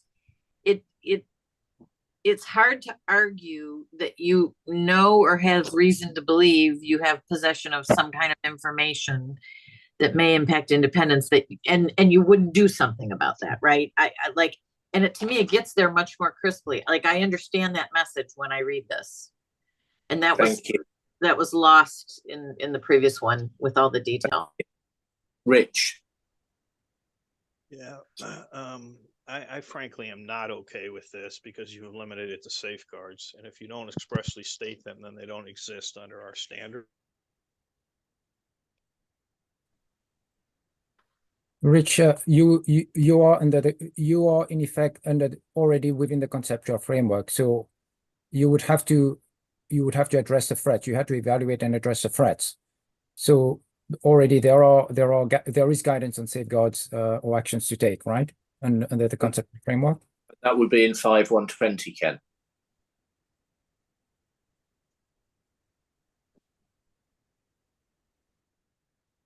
Yeah, if it is a matter of providing guidance to practitioners that, as we have discussed, can sit outside of the code, and certainly for non-PAs, they will need as much support as possibly can be provided to them. So we need to make sure that we're clear in the EM when we explain this, that the conceptual framework, that the application of the conceptual framework also, for the avoidance of doubt, involves the application of appropriate safeguards to address any threats to independence. Rich, did you want to come back in? I don't know. No, I don't. I was focused on the safeguards that were specific to the individual interests, relationships, and circumstances. And I find that's helpful. And I'm not sure 5120 is that specific. Well, can we take away an action to make sure that we articulate this clearly in the EM?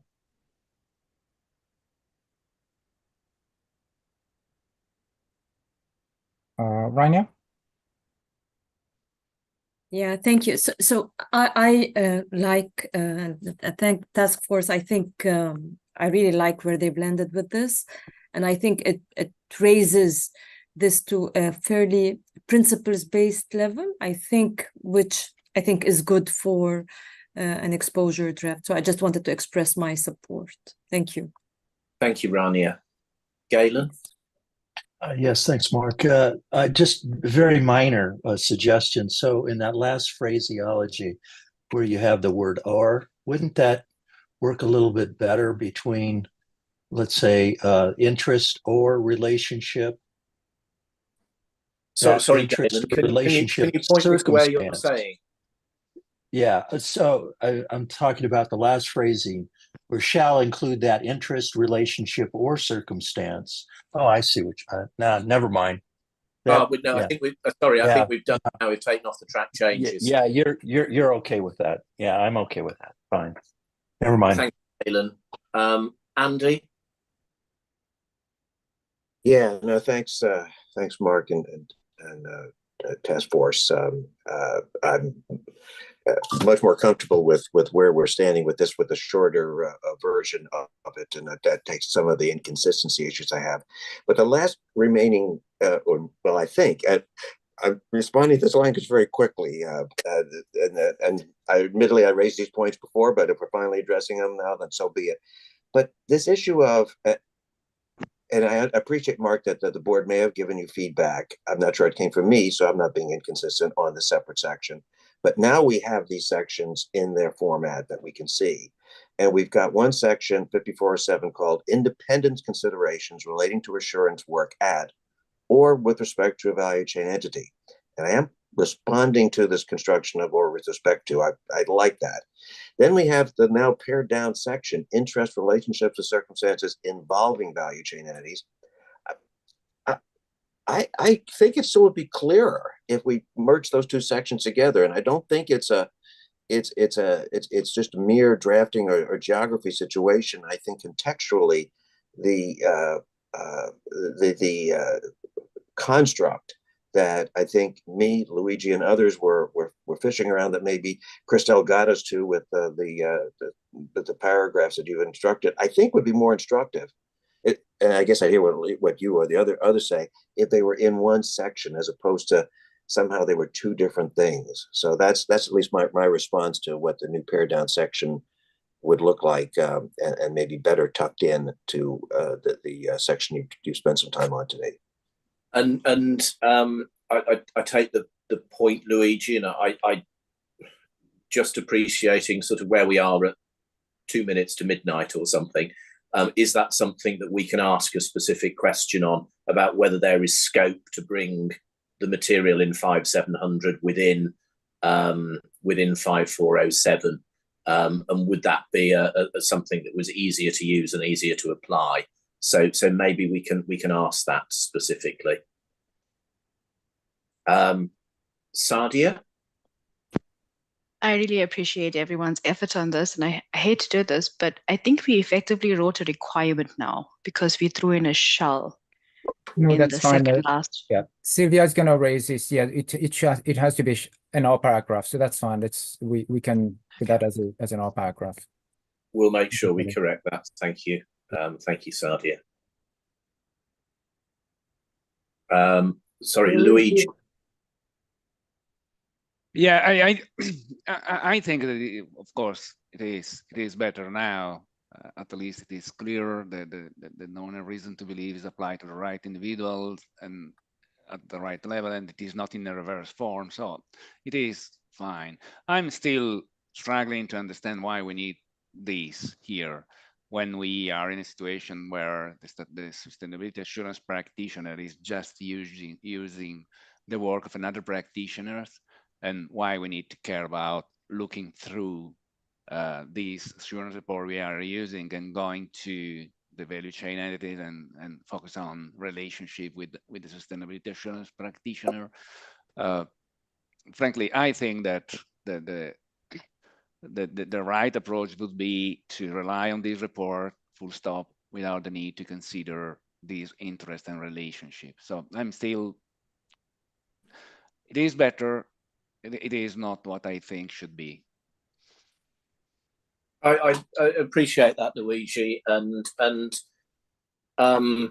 you know, I suppose all I would say is I don't necessarily have the same view as you, but I hope that what we have is a basis to go out to stakeholders, and stakeholders will give us their advice and their wisdom and their views, and we will be able, in finalising this, to come back to the board with something that you and I can both strongly agree on and move forward on. But you know, I appreciate that we've asked an enormous amount of the board today in terms of moving through things, but I genuinely hope it gives us a basis for, firstly, a really good and informed and active period of outreach to support the consultation, and two, it genuinely shows that IESBA is there, you know, as the underpinning in terms of ethics and independence for sustainability reporting and assurance, and I hope that this gets us to that ability to have that dialogue and that engagement. Ken, did you want to come in? Yes, I fully endorse everything you've said, Mark. But I wanted to have maybe a quick reaction to Rich's comment relative to guidance and safeguards.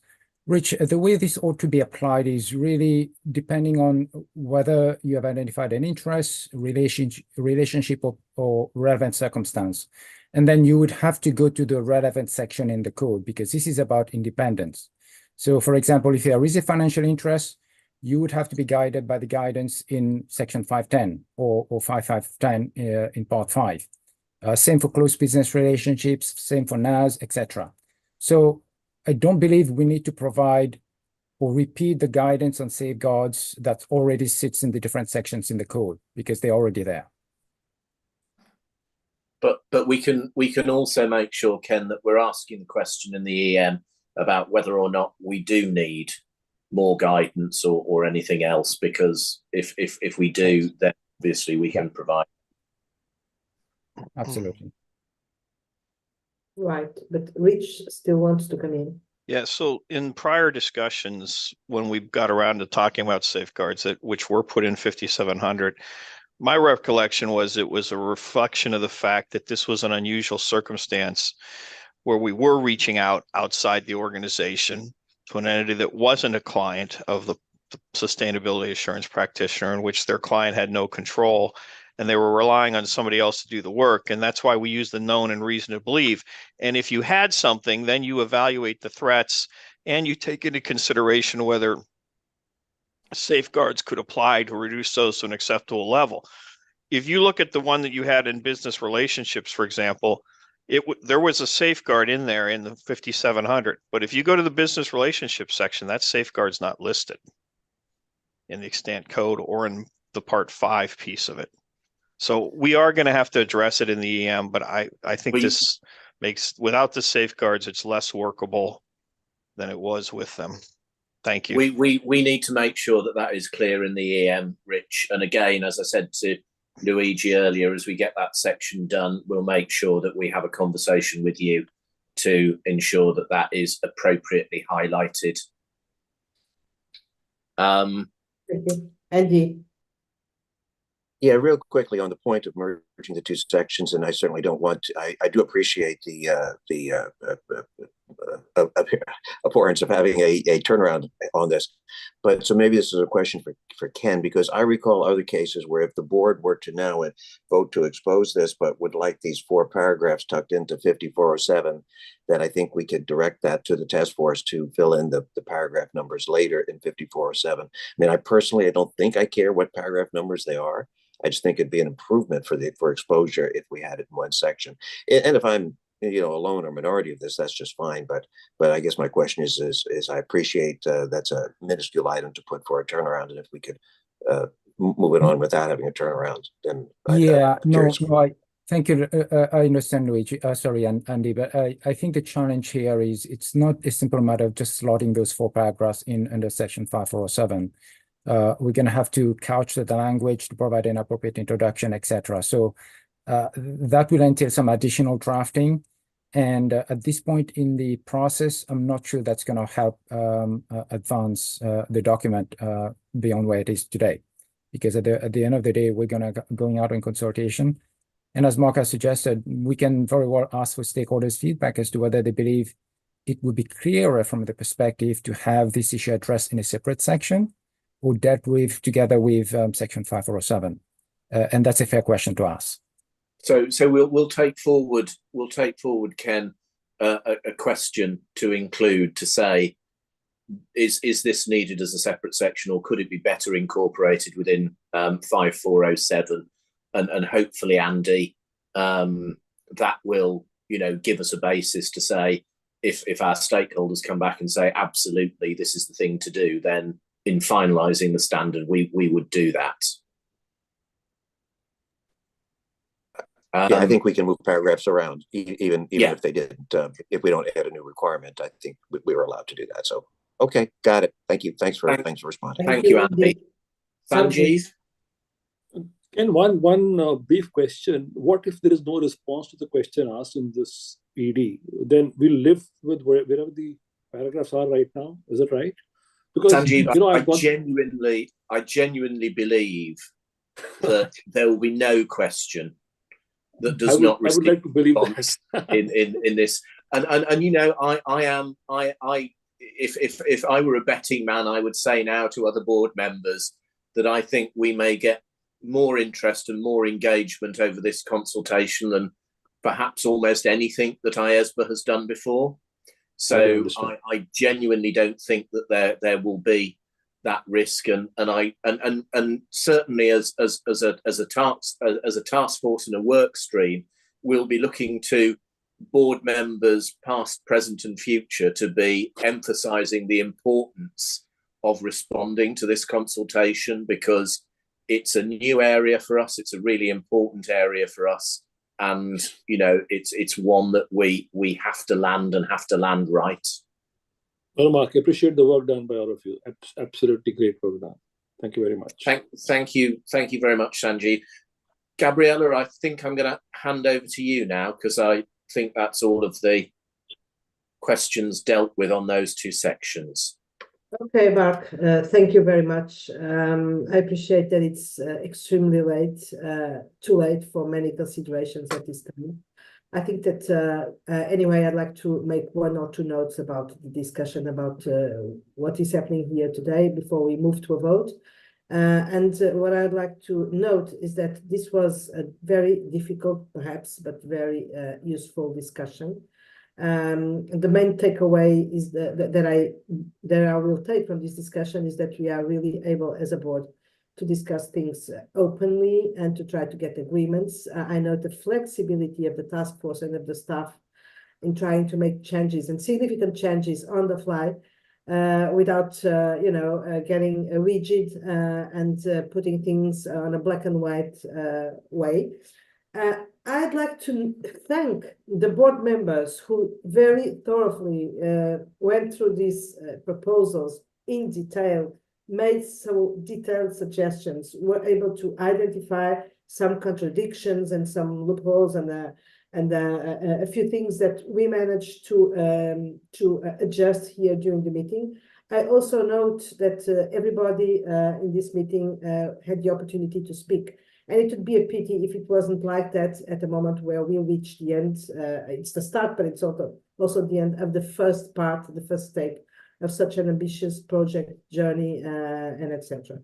It would be regrettable if we, as a board, after everything that we have been through in this project and across the many obstacles that we faced as a board and with our stakeholders and etc., that we would not be able to land in a satisfactory, I'd say more than that, robust proposal.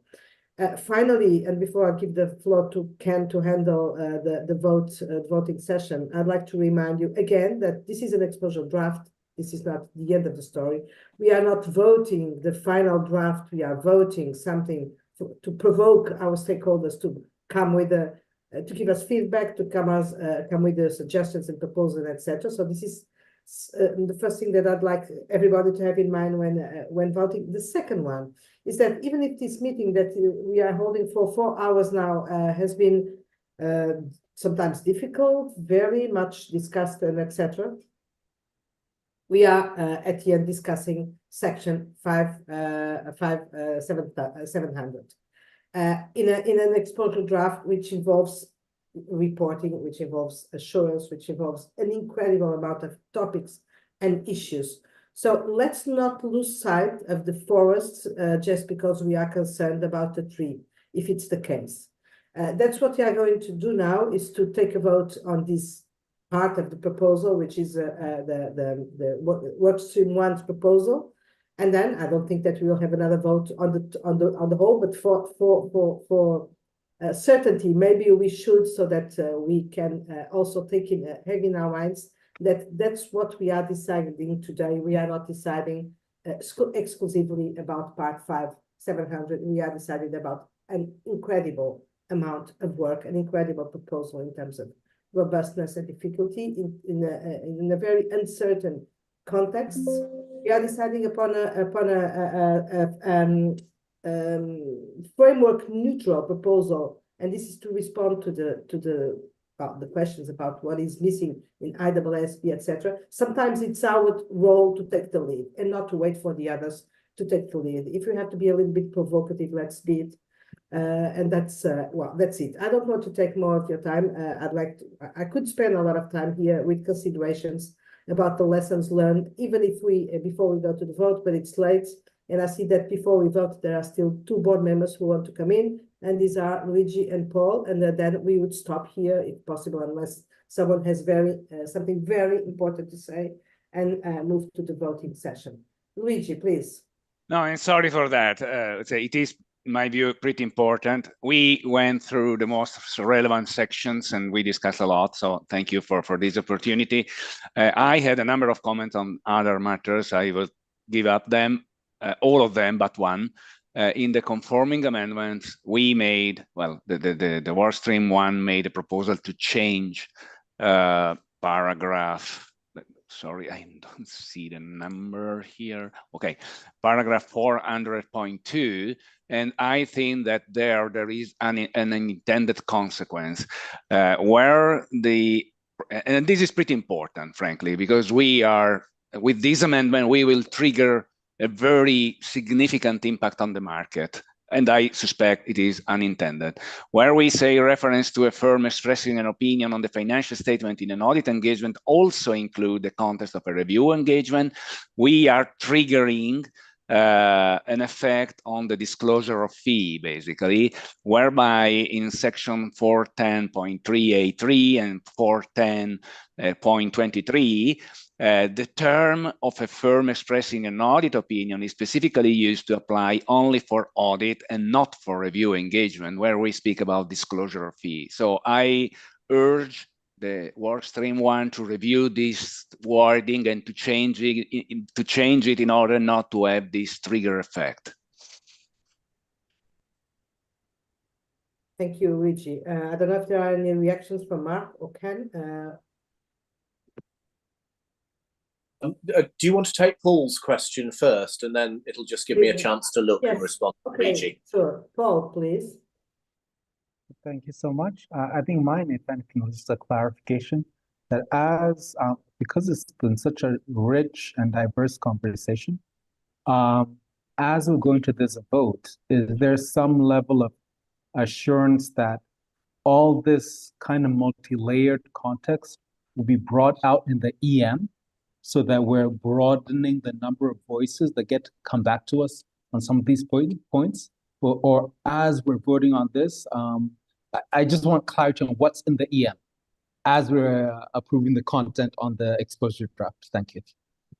So Paul, just to say that everyone will see the EM in draft form and be able to input in it, and be able to help us improve it and make sure that it allows us to target that diverse range of stakeholders that you've identified are really important. So all I can say is I very much look forward to receiving your comments and your help in making it as good as it can be.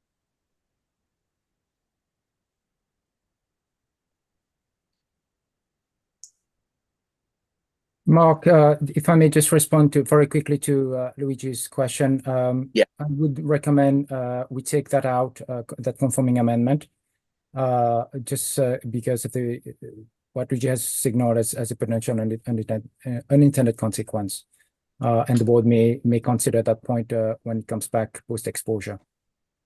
I'm very happy with that, Ken, and I hope, Luigi, that gives you appropriate closure on that comment. Okay, Luigi? Yes, sorry, problem with the mouse. Yes, thank you. Okay, so I think that I spoke too early, but I'm not going to repeat anything. Thank you very much for this wonderful discussion and for not only for the contributions, but for the attitude, which is also to highlight in terms of being flexible, listening to the others, and being able as all to get together. So thank you. Thank you, Gabriela. I'm just conscious there are one or two board members who are literally on the verge of leaving the call, so I will move to the voting now, if I may.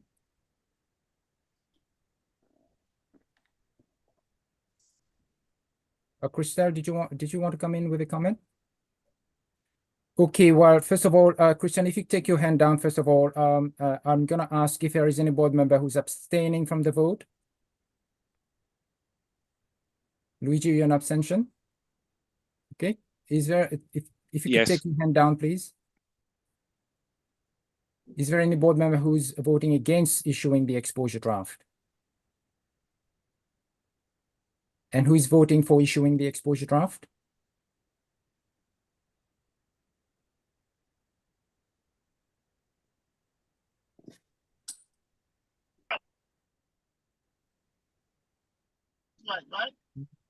I see 15 members. I think Luigi, sorry, Laurie, are you voting for? I am, except I'm in a car and I can't get the hand no up. So problem. can you hear me? Yes, we've counted you, and I just want to see if Rania is here. So I see 16 board members with one abstention. I'm just wondering whether we have, we have 15, 16. Okay, we have 17 votes for and one abstention. Thank you very much, Gabriela. We have a formal approval of the exposure draft. In a moment, I will turn to Luigi for articulation of his reasons for abstention. But I will ask, first of all, Mark to advise the board on two matters. First of all, the comment period for the exposure draft. And this is the totality of the sustainability exposure draft, both workstream 1 and workstream 2 text. And secondly, so I think, yes. Go on, and secondly, Ken, the anticipated effective date for the final standard. Goodness me. So firstly, we're going to go out for a 100-day comment period, reflecting the fact that it's a busy period and there are other things that are out there that we have to deal with. In terms of the effective date, obviously, we are looking to finalise the standard at the end of next year. and we'll want it to be available for those engagements.